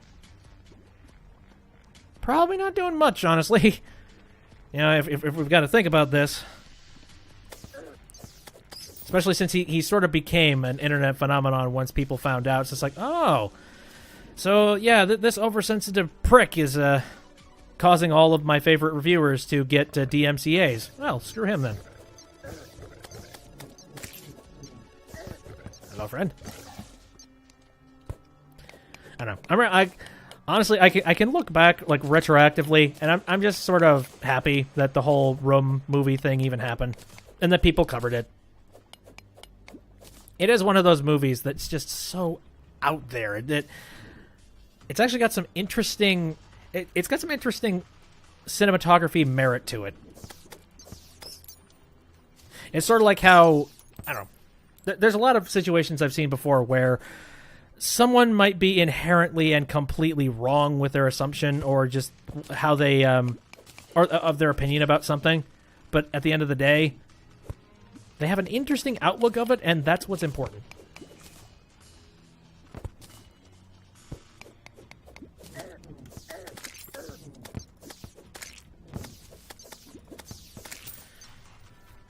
See, there was that one. I don't know why that I just suddenly went out into this random ass tangent about that. It was a very noteworthy frickin' lawsuit thing that happened. And I love to hear about it, and I love to watch it unravel as this madness slowly started to just drip. I don't know. This sort of craziness just sort of slowly getting weirder and weirder until eventually it finally climaxed in everybody finally getting to use the room footage. Just like, hallelujah. As long as it's fair use, rather, I'm cool with that. Let it be known as the meme that it is.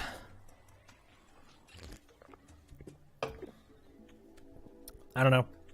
I love internet lawsuits where clearly where there's clearly a specific person in the right and another person who is butthurt as hell. Like, I love seeing stories like that. Unless it ends up leading in nothing but pain and strife. That stuff is not that fun. Like, I'll say one really fun one. Oh god, I swear I've talked about this before, but I love talking about it, so screw it. The whole issue involved with The Onion. You remember that one? The Onion and... oh, shit. Funny Junk? Yeah. I remember that one. That went off the rails. Something fierce. Now, if you don't remember that, there was a big controversy involving, I think Matt is his name, who is like the Oatmeal. I'm gonna refer him to him as the Oatmeal because that's what I know about him. But yeah, the Oatmeal, he was making a whole lot of stink about the fact that a whole lot of his comics were starting to show up in on Funny Junk, except they were showing up on Funny Junk without the watermark for his website on it in any way, shape, or form to link back to his site. Essentially, they were just sort of stealing his work and then rebranding it as their own. And, you know, Funny Junk is an image-sharing aggregate, so... Of course, it's not necessarily Funny Junk's fault. It's the fact that there were a whole bunch of people that were uploading this content without the consent. Without the consent of the Onion. No, not the Onion. The Oatmeal. Son of a bitch. Have I been saying the Onion the entire time? My bad. I hope not. The Oatmeal is his name. Matt. I think his name's Matt. I don't want to retroactively have to go back and try and fix this. If I'm wrong, I'm sorry. I know it's the Oatmeal for sure. Anyway, no matter how many times the Oatmeal, he kept on coming out and just being like, hi, sorry, this is my content. Why are you stealing it? Of course, many follow-ups from, oh shit, I don't have a, oh, no, I have one, cool. Got worried there, I'm just like, do I have a shadow key? Okay, I got one. Anyway, so he kept on saying all these allegations, saying, excuse me, but Funny Junk, they're stealing my stuff. And of course, yeah, they were. Except every single time he would call them out on it, Funny Junk would immediately go in and delete all of the content that was at those URLs.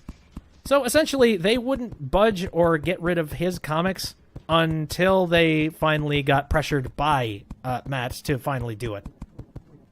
Which, you know, that's not really how it should work. It should be that they are actively trying to make sure that copyrighted content from other people's websites are not showing up on this image aggregate. Or at the very least, if they're showing up there, that there's some link back to the original creator. So, yeah, the Oatmeal was not at all cool with this situation. Here, kind of need to make a ramp here. Hold up. So anyway, so Funny Junk's lawyer, he came out of the woodwork and I guess it's just a defamation lawsuit or something to that degree.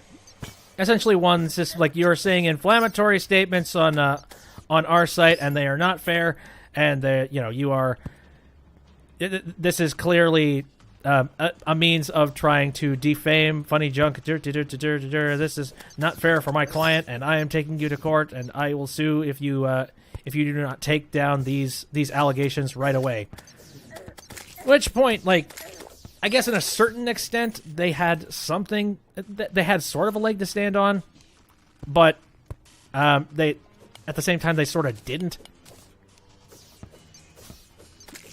Because, yeah, at the end of the day, Funny Junk, was stealing shit. Or at the very least, the people on their website were stealing shit, and they were doing nothing to fix it. And the paperwork that was sent by their lawyer was absolutely ridiculous. Like, their lawyer was asking for the Oatmeal to do some, like, ridiculous shit. Just for the sake of compensating Funny Junk for the horrible things he said in relation to his work being straight up pirated and thrown onto a different website. And for the website making ad revenue on it. That's another thing, too, is that website, they're an aggregate of images, and they make ad revenue on the side of it. So that's one thing he really didn't like. Because he barely makes a whole lot of money on his website as is. You know, he makes some money on merchandising, but that's kind of, that's a major portion of where he gets his money, is having a fan base.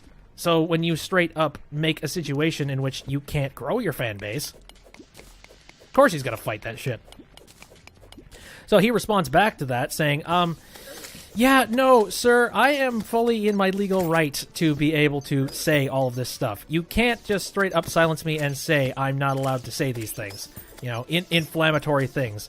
There has been clear proof, screenshotted proof of the fact that these, that these images were on your site, as well as images of my personal comics, having the taking all the name and the branding, all of it off, and replacing it with nothing.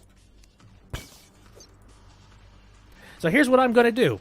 I'm not going to send you $20,000, as you have so clearly put that, for the settlement.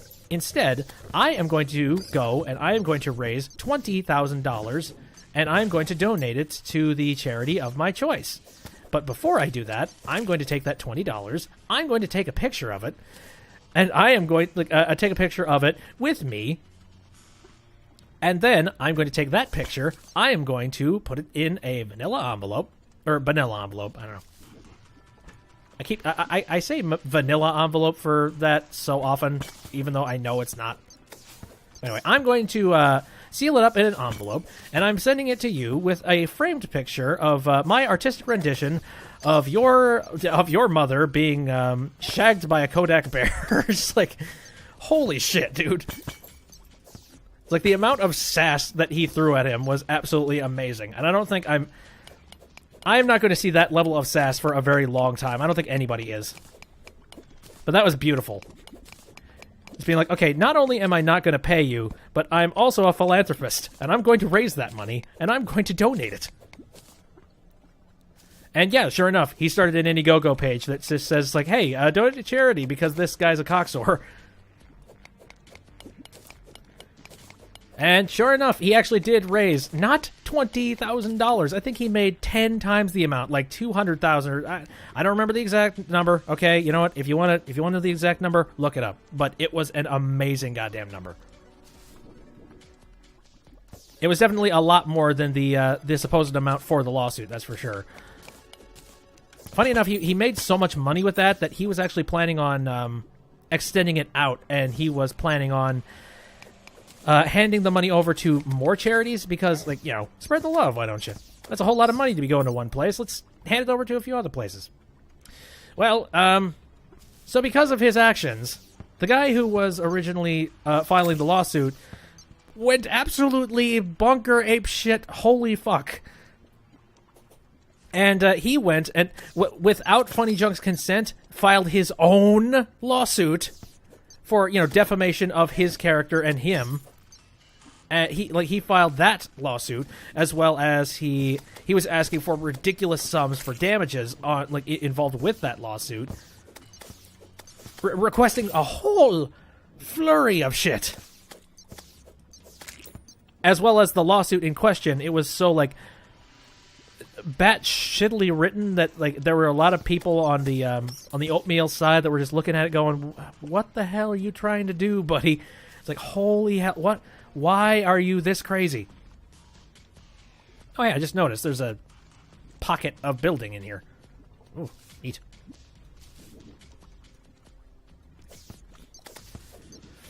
But no, it got to a point where and so on top of that, so with all that crazy shit happening, so the oatmeal, he mentioned that he wanted to boost it out to more different people. I don't know, he wanted to do more charities and those kinds of things.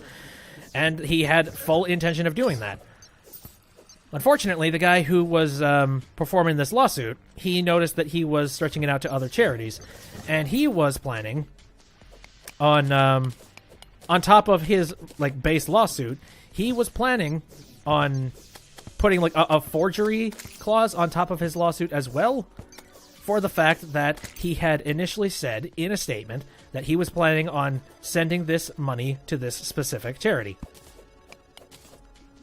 And it's just like, oh, hey, no. You said specifically you were sending it to these guys, and so suddenly you're not sending it over? I call this forgery. You're stealing money. And it's like, what the fuck? And while they could fight that, now, me personally, I think they could have fought that, but ultimately, that was something that I'm sure they probably didn't want to fuck around with. At this moment in time, they're already dealing with somebody who is off their chain when it comes to allegations. So, of course, they probably don't want to fight this guy any more than they need to. So, yeah, unfortunately, that money had to go to one and only charity. So, yeah, congratulations, asshole. A whole lot of other charities that could have benefited from that money can no longer get that money.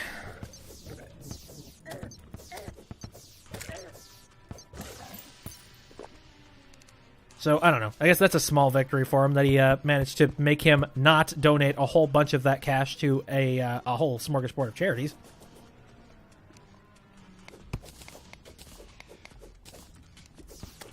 But no, the funniest thing about that entire lawsuit is that the oatmeal actually did it.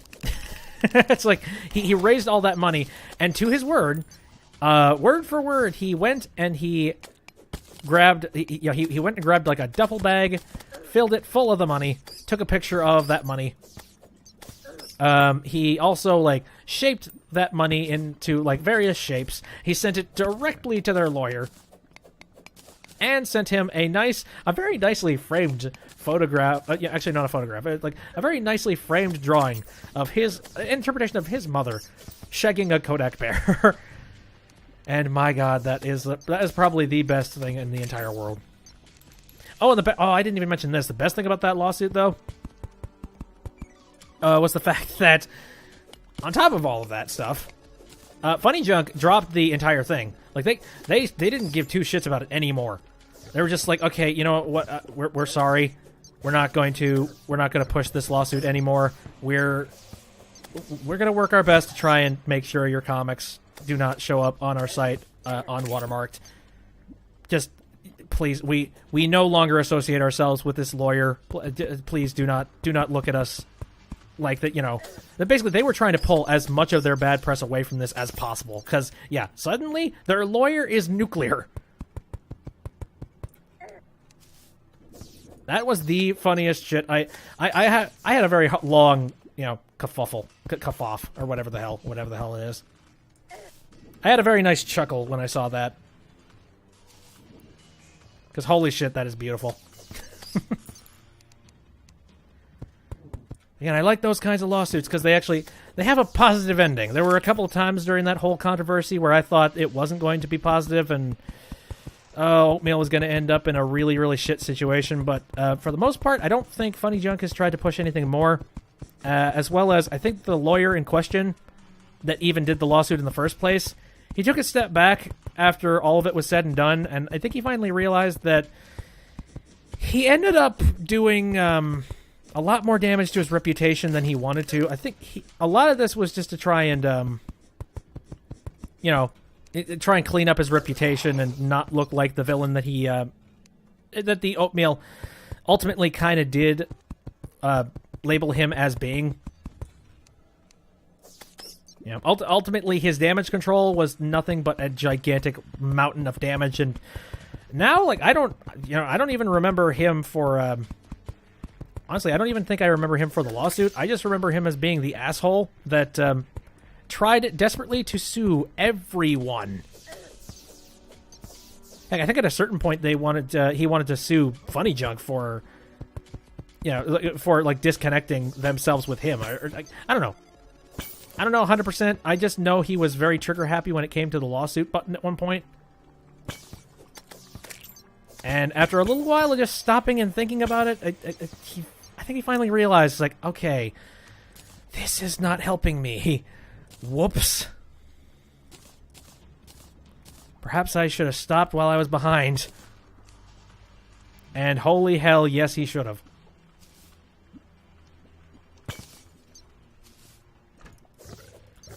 I don't know. That's kind of the only thing that keeps internet lawsuits from becoming poisonous, because internet lawsuits in and of themselves, those are not funny. You know, when someone is being sued over the internet, I don't get all that happy when it comes to that kind of thing. But it's when it's being carried out by someone who is incredibly incompetent. Internet lawsuits that they were never going to go anywhere, and everyone knows they were never going to go anywhere, and yet, these crazy people make the decision that, oh yeah, no, I can make this work. No, you really, really, really, really can't.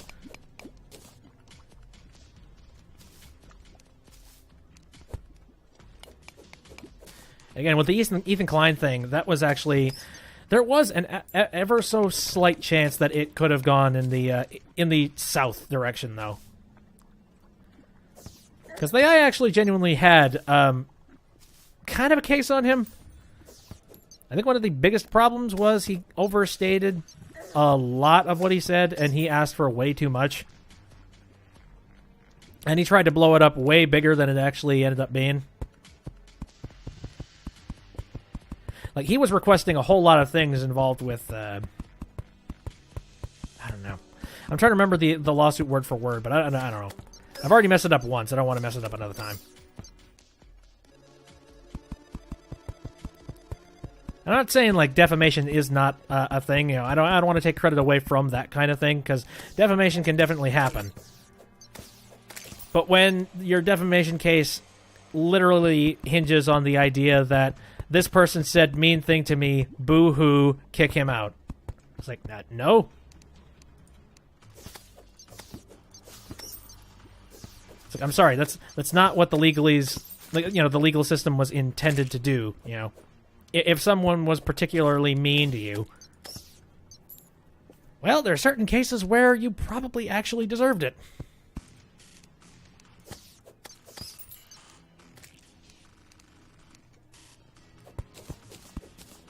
Okay, so what the heck is this drop-off here? This is weird. It's like a strange pile of ash. Although it's not ash, because it's clearly a different material. Wow! There's a lot of crap that wants me dead here. Okay, what is this material? Ooh, okay, I don't have any of it. Crispy honey! Woo! Dude! I didn't even know that was a thing, seriously. That's actually kind of cool. Is that a new thing? Like, did they add that because they saw that jungle biomes were showing up out here? What does crispy honey even do? Is that a health item? Because I would really I could use some health. I don't know, but I kind of want to collect as much as I can now.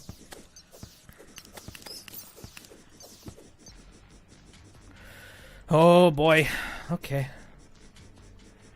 Come on, you bastard. Cool. I'm alive. Ah! Feels like there are enemies up the frickin' wazoo. Come on. Right.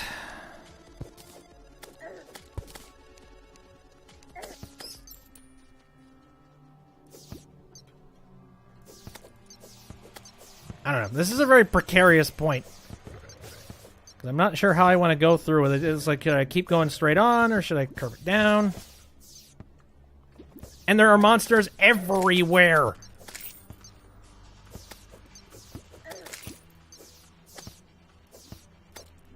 Okay. Please give me some time to breathe, damn it.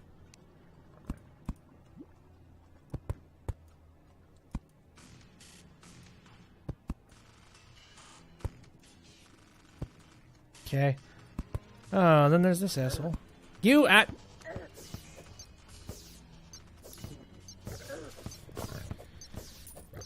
I've been drinking a lot of poison. Certainly hope I can't overdose on this shit. That'd be a sad end, wouldn't it? Just be like, your player character overdosed on poison. Or, overdosed on antidote, rather. Ow! Ow! Fuck you, bees!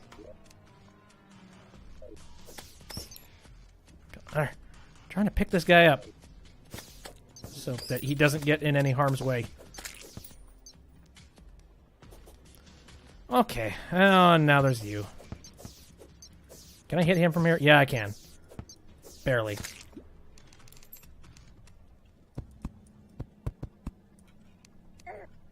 No.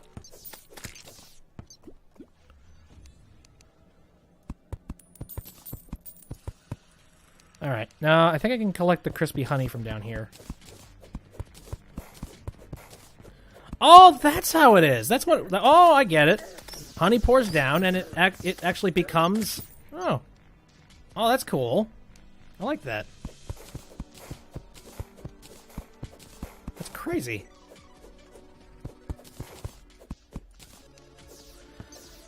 Alright, well, I'll note that for later. Meh. Also, the honey physics don't seem like they work properly. Like, it actually looks like waves. Whereas I feel like if actual honey were out somewhere, it would be moving a hell of a lot more like molasses. Am I near the edge? I really don't want to pull out my my map right now just because I could get attacked at any moment.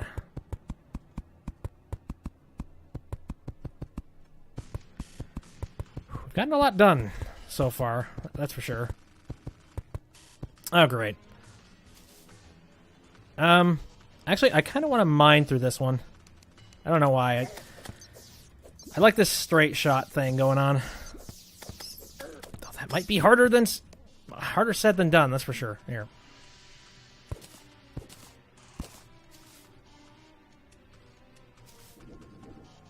There we go. There was one fun lawsuitish situation. I try my best to avoid, like, controversy and gossip because YouTube is absolutely just soaked in controversy and gossip nowadays.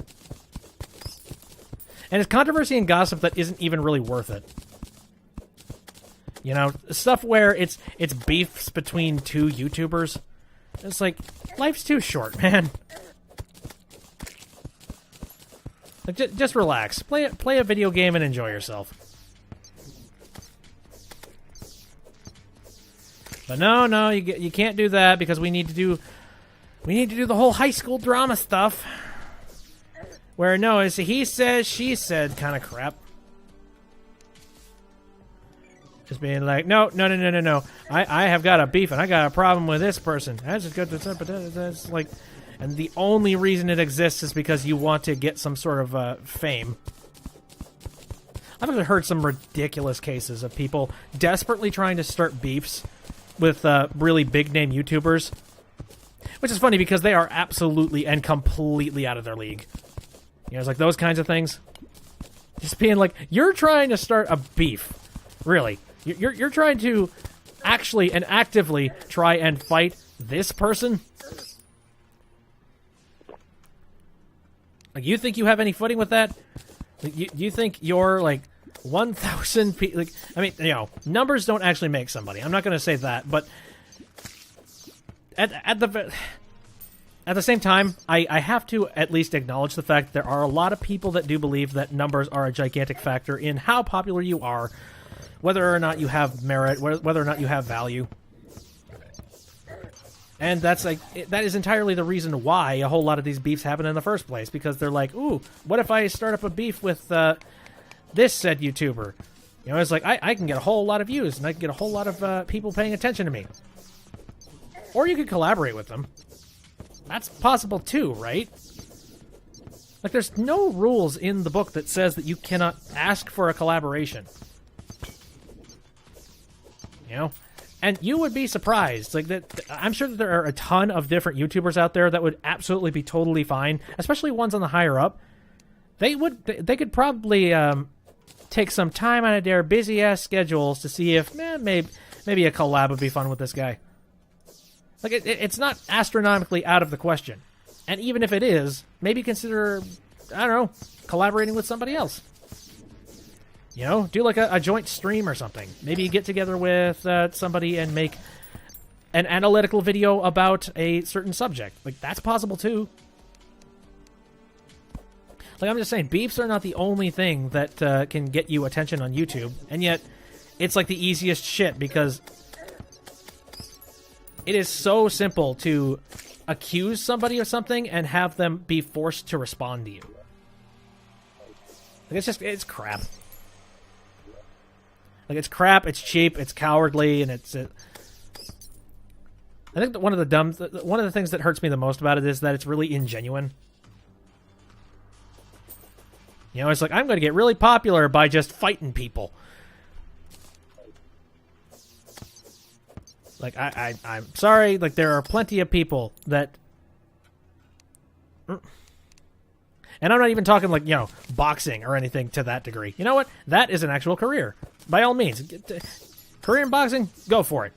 But when it's just straight up look into, like, pick a fight, like, pick fighting words with somebody. It's like, yeah. You must have better things you can do with your time than trying to start internet fights. I don't know. Internet fights just give me a headache in general, too. Ones where there's, like, no actual real point to them, either. Just sort of like that internet fight. Because it's the internet, and I would like to fight you now.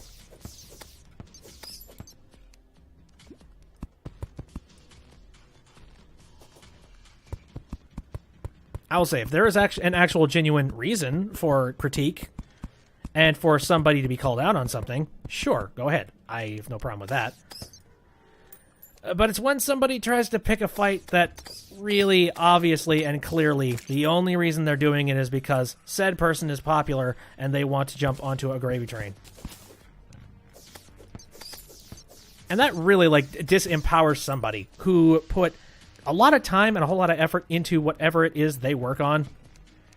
Just for the sake of having to stop the entire show for 5 freaking minutes, just be able to baby this one person who thought it was a good idea to try and fight said person. Like, I've seen this before. It's despicable. It's stupid. It wastes a lot of people's time that you could have been spending writing a review, doing a stream, doing a let's play.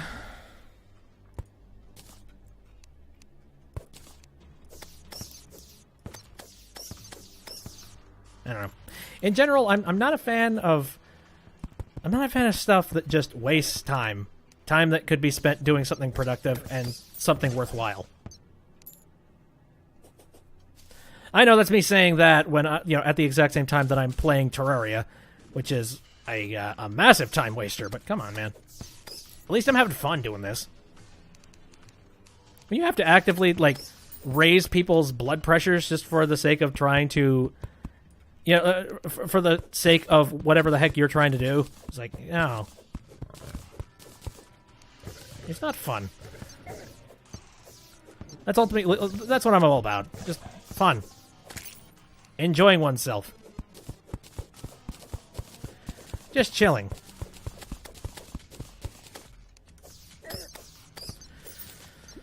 Oh, there's so many bats. Come on.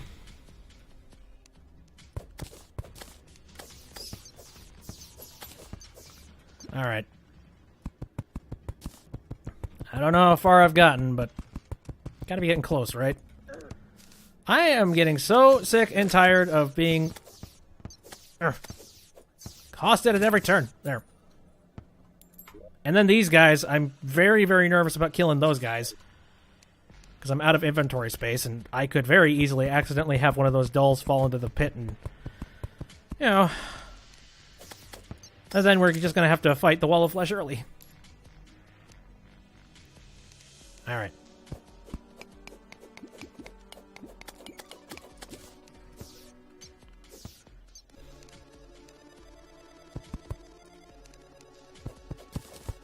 Alright.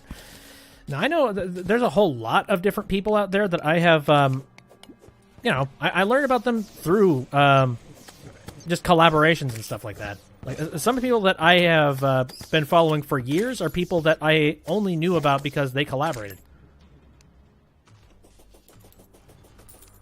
I'm trying to think of some really good examples. Well, I mean, Channel Awesome is a pretty...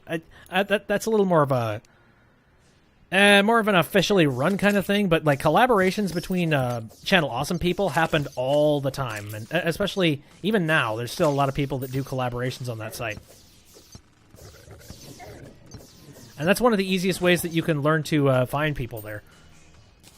Just being like, I'm bored. Did you want to collaborate or something? And they're just like, oh, hey, yeah. What were you thinking? I was thinking about this funny little skit involved. I don't know. You're interested in this, and this. So I figured you actually might fit really well in the skit. It's like, oh, yeah, actually, yeah, I could say my 2 cents about that. I think one person that I have recently found through Channel Awesome is... It's a guy named... Oh, God. Hold on. Luke Spencer. He does the rock reviews. And that's a fun little show. He talks about just brand new albums. He goes out and does interviews with rock bands, that kind of stuff. And he has this series. It's everybody's favorite series. It's the darling of his called Regretting the Past, where he goes back and he listens to the entirety of one really, really, really horrible album. Oh, God. And basically he has to look back at that album and decide, all right, so why is it that we should regret listening to this? You know, why should we regret handing our money over to this album? And it's really entertaining because he makes like pretty much the best points possible when it comes to this stuff. And he's got a really good pacing for his jokes too. You know, and again, his reviews, they're very insightful. He's pretty smart when it comes to the rock scene. He's kind of I want to say, I don't know, basically sort of a metal scene, sort of metalhead kind of guy. He does a whole lot of shows similar to that.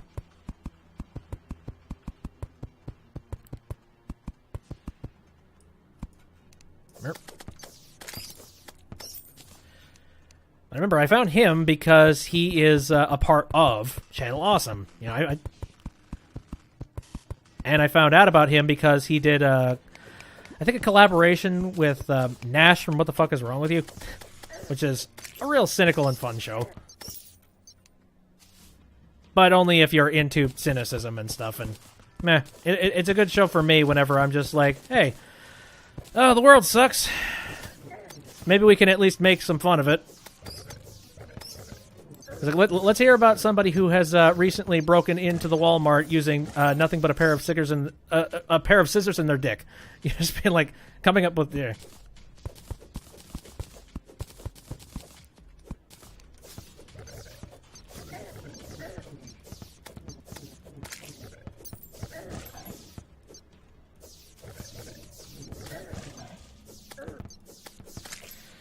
Oh boy, I'm getting hammered again. Come on. Here, I want to clear this thing out real quick. Yeah, can't get a goddamn break.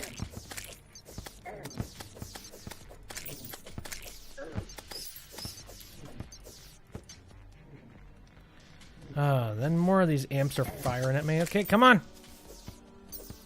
Yeah. There.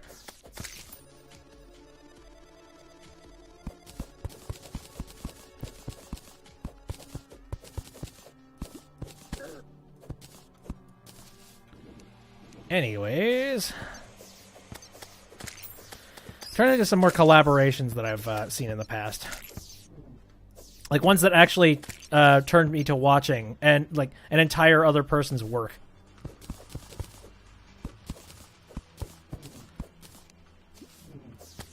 A lot of other things. I guess I followed Screw Attack for a really long time. I still do to an extent. I remember that was kind of a good example. There's a whole lot of people on Screw Attack. They had their own things that they were doing, and I guess a little less. Screw Attack is kind of itself one whole entity, so there's a little less like direct collaboration between other things. Although now Screw Attack is a part of Rooster Teeth, so quite literally their entire branches are just collaborating with each other now.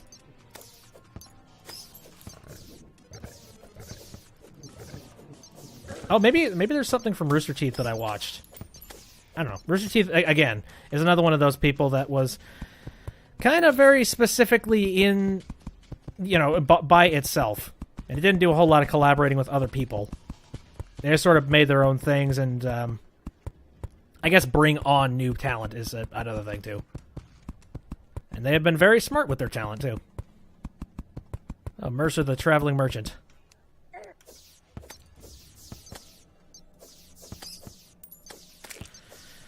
You assholes keep dropping these things. I can just buy more of this. Yeah. Alright. Now here's a fun thing. So I've been trying to keep myself awake today. Because, again, I'm having some issues with sleep and all that jazz. And I have just recently gone and drunk a whole bunch of coffee. Well, okay, not a whole bunch, but I drank coffee. And coffee is one of those things that I don't usually drink unless it is an absolute necessity. One, because I would like coffee to be effective when I need it the most. And two, I don't really like coffee. That's another thing. It's like, I'm not a gigantic fan of this stuff. I can't really drink coffee unless I water it down with an absolute crap load of cream and sugar. I know some people that are coffee fiends that just drink a crap, like literally it's almost to the point where it would be a lot more efficient just to take the coffee beans and immediately just swallow them. You know, it's like those kinds of people. People who like their coffee, not just like, you know, not just like black coffee, but straight up the darkest pits of hell coffee. I think my friend Jake is sort of like that. Alright. Here, can we vent some of this out, please?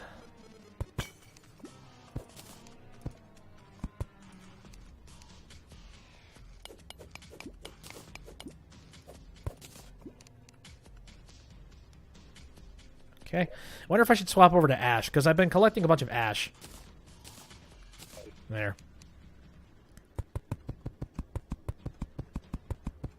Now, one of the fun things about building this pathway out of stone is that, depending on how the corruption lands, you could potentially be getting yourself a whole bunch of hollow or corruption on the path.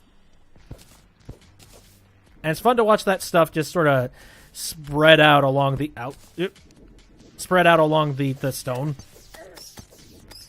But yeah, only if I have enough stone. I don't care all that much about doing anything else aside from that.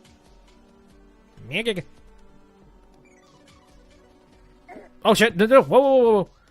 Oh crap! Oh god! No! Oh, this is bad. Oh, shouldn't have fallen into lava. I really should have brought a lava charm of some kind. Whoops. Oh, hey, I got a plumber's hat. Oh, okay. Oh, shit.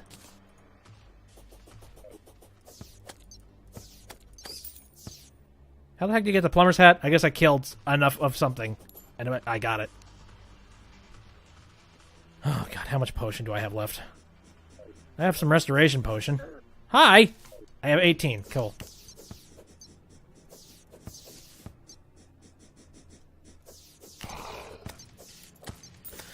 Boy, I'm happy that these slimes...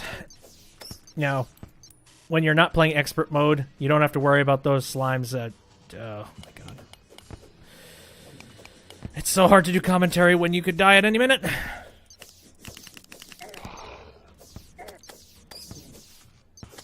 I want to work, please. I have things I'm trying to do.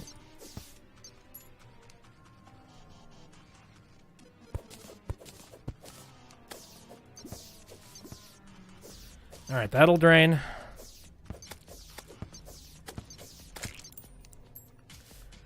Whew. Oh my god.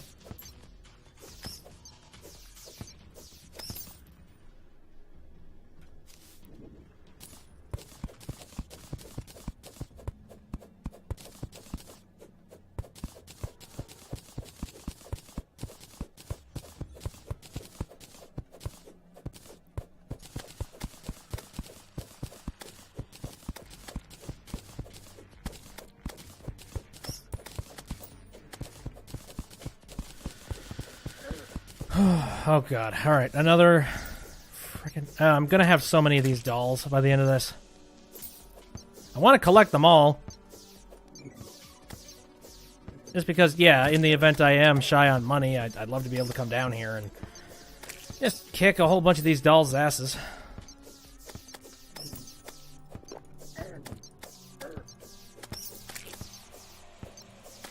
Meh. Alright, what can I get rid of? Don't really need that. Okay. And now I got a fruit fly just flying around my head. God damn it. Can I keep this damn room clean? I don't... there. I wonder if there's just, like, a nest somewhere outside or in some capacity.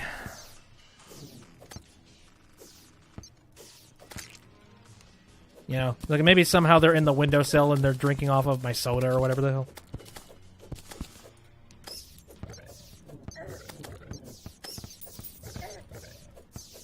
Well, it's just a constant fight. Like, this would really benefit from having somebody else. Like, you know, one person doing all the building, and then another person doing all the fighting.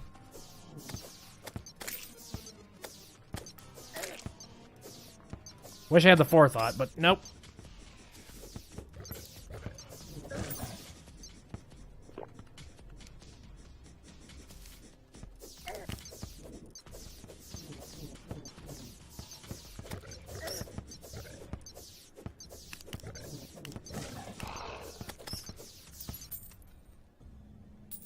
Okay. Hello, Killer Green. And trying my best not to die. Slightly failing, but you know, that's fine.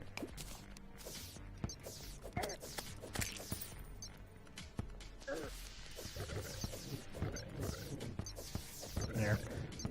I wish I had some sort of a turret, like, you know, for... I'm trying to remember if there is an item in Terraria that is specifically a turret.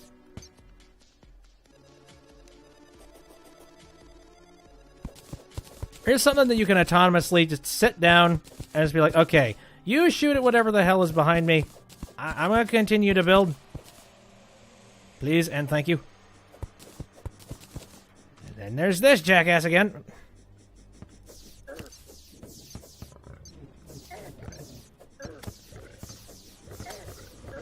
Again, hello, Killer Green. Heal. Come on.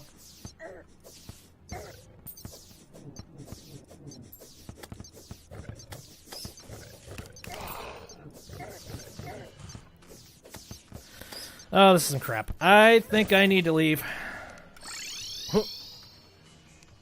Yeah. No. Not dying down there. Not when I've worked so hard to get all these coins. Nurse! I need assistance! Hello, how's it going? Do you have anything fun? I don't know. Pink team block? I have no pink team. Or teams, for that matter. Celestial magnet. Meh. Oh, the ammo box. Here. That's actually useful. I'm gonna pick that up. Thank you, sir. Good thing I came back here. In the pouring-ass rain.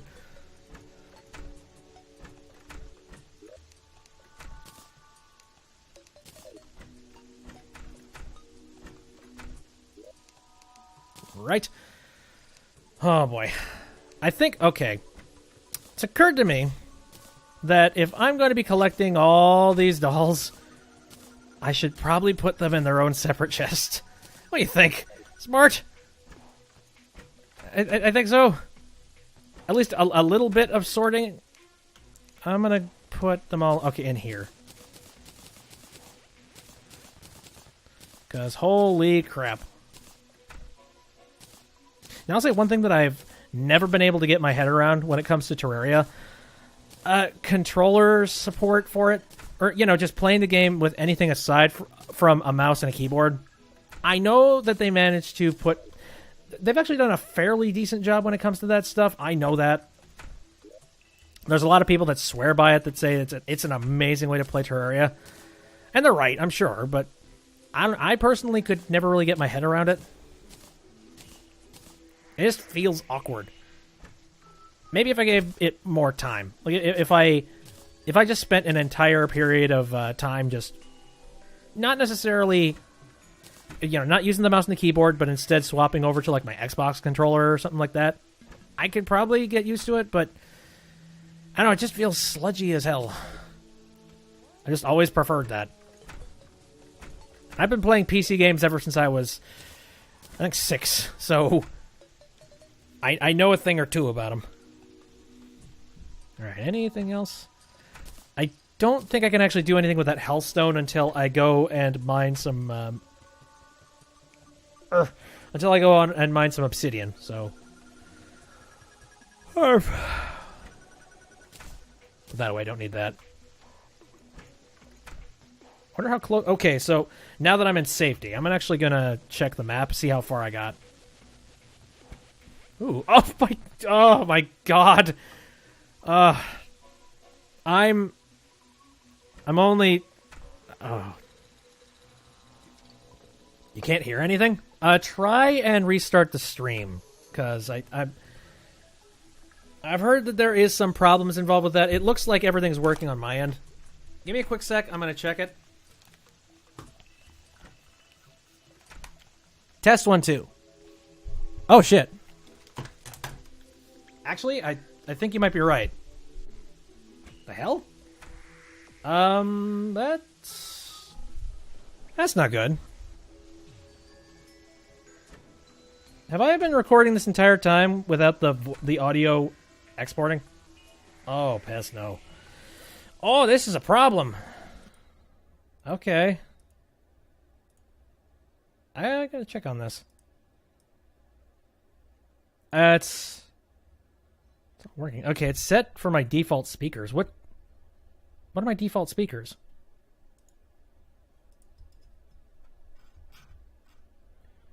Okay, my default, yeah, alright.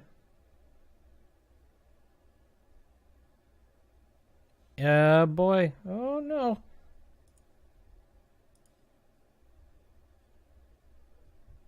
Let me check here. All the inputs look completely and totally fine. Oh, crap. Why would this be happening? Why would this not be working? I don't understand. Okay, let me check this. Hold up. Oh, is my... Here. Test. Oh, no, there's the audio. Okay, no, it's working on my end. I think it is, anyway.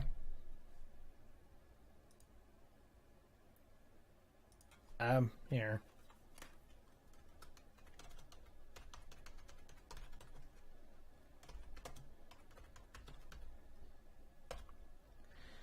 I'm gonna shoot that. Try restarting your stream if you can't hear me.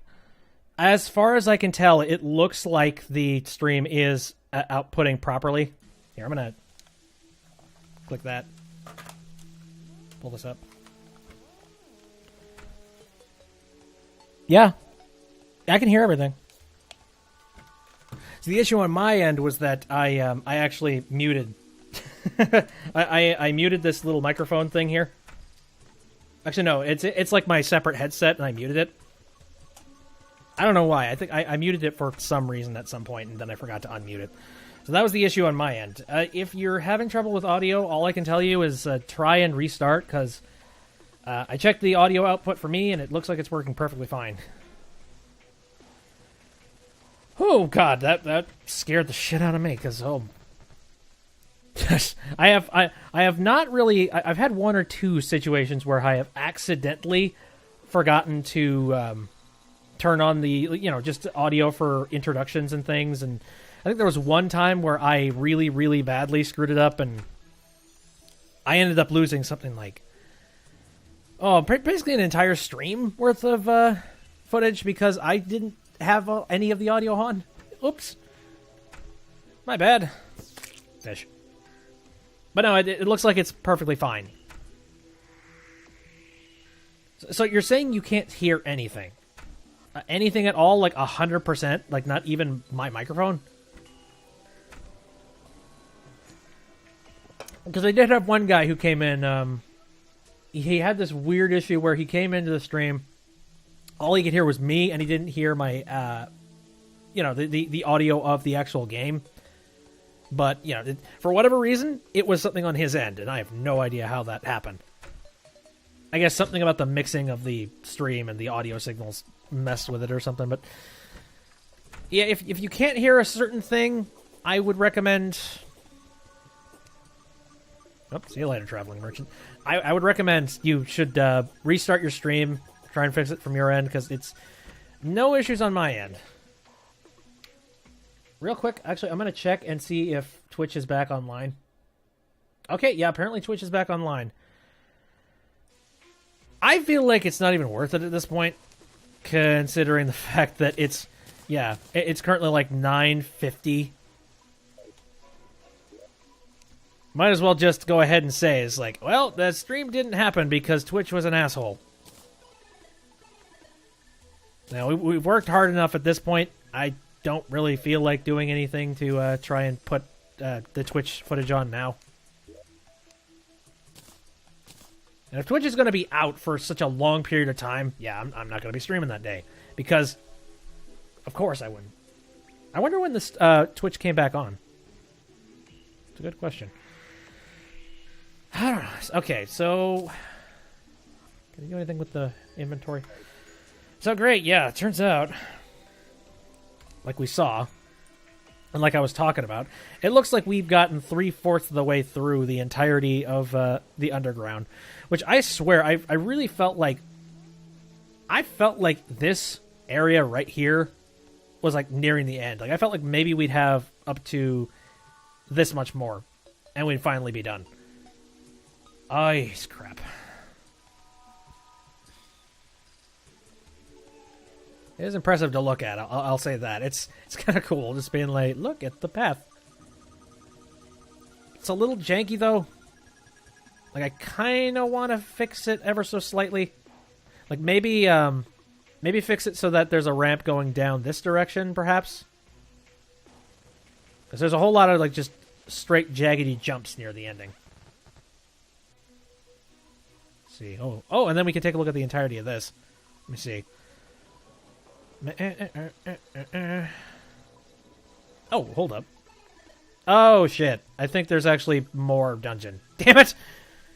Crap, I didn't know. Well, we've been streaming for a good 3 hours now. I think it's just about time for me to wrap it up here. Especially since I'm tired. I'm trying my best to fix my sleep. So... staying up really late in the night is not going to help out with that. So, I think we're going to call it for tonight. And then, when we come back, we're going to dive back into the dungeon, finish up the last of that, finish up the road underneath the ground. I guess bulk myself out with some better armor. And after that, I guess it's as simple as just going off and killing the wall of flesh. So, yep. Let's plan for that. So that will do it for the stream tonight. Thanks, everybody, for popping in and taking a look at the stream. I appreciate it. If you wanted to take a look at the stream anytime after it's done, I'm going to be uploading it to my YouTube channel sometime after I'm done processing the footage. I stream on Saturdays, Sundays, and Wednesdays, all of them starting at around 7 o'clock p.m. Central Standard Time. And what I do on any given day depends on how I feel and depends on when I usually do certain games. You know, like Wednesdays, as of late, have been Terraria streams, so... Although, yeah, I want to mix up with that, because it's getting a tad bit stale. I'd like to try some other stuff, too. Maybe some other stuff on Saturdays and Sundays. Okay, I should mention one other thing. Now, you remember last stream I streamed Legend of Zelda Breath of the Wild, and I mentioned that... Well, basically the entirety of that last stream was me just doing the Trial of the Sword, which... That was a dumpster fire, wasn't it? Okay. I've come up with an interesting solution for the Breath of the Wild streams.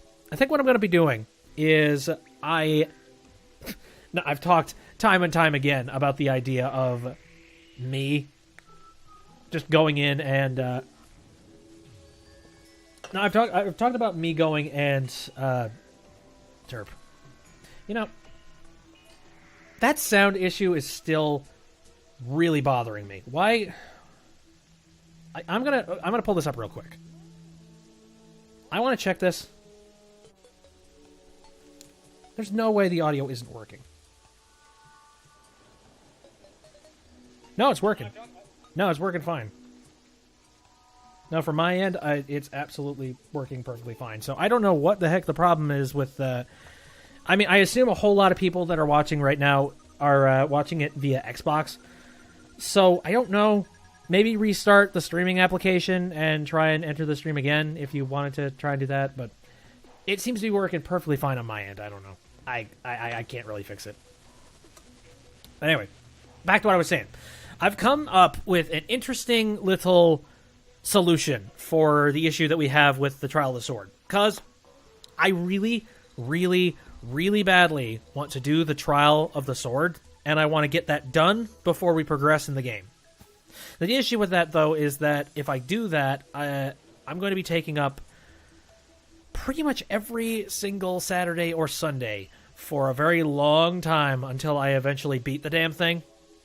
So what I'm thinking is that if on a particular day, I don't want to add any extra stream days. You know, it's like I'm not really up for that. But if there's any particular given days that I stream for a limited amount of time, and I want to add some more, basically I'm going to do encores, essentially.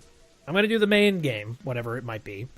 And then, for example, if I were to do it tonight, I would just end the stream of the... I would end the stream of Terraria, and then immediately following it, I would boot up Legend of Zelda Breath of the Wild, and then we would just try and do the Trial of the Sword a couple of times until I get sick of it.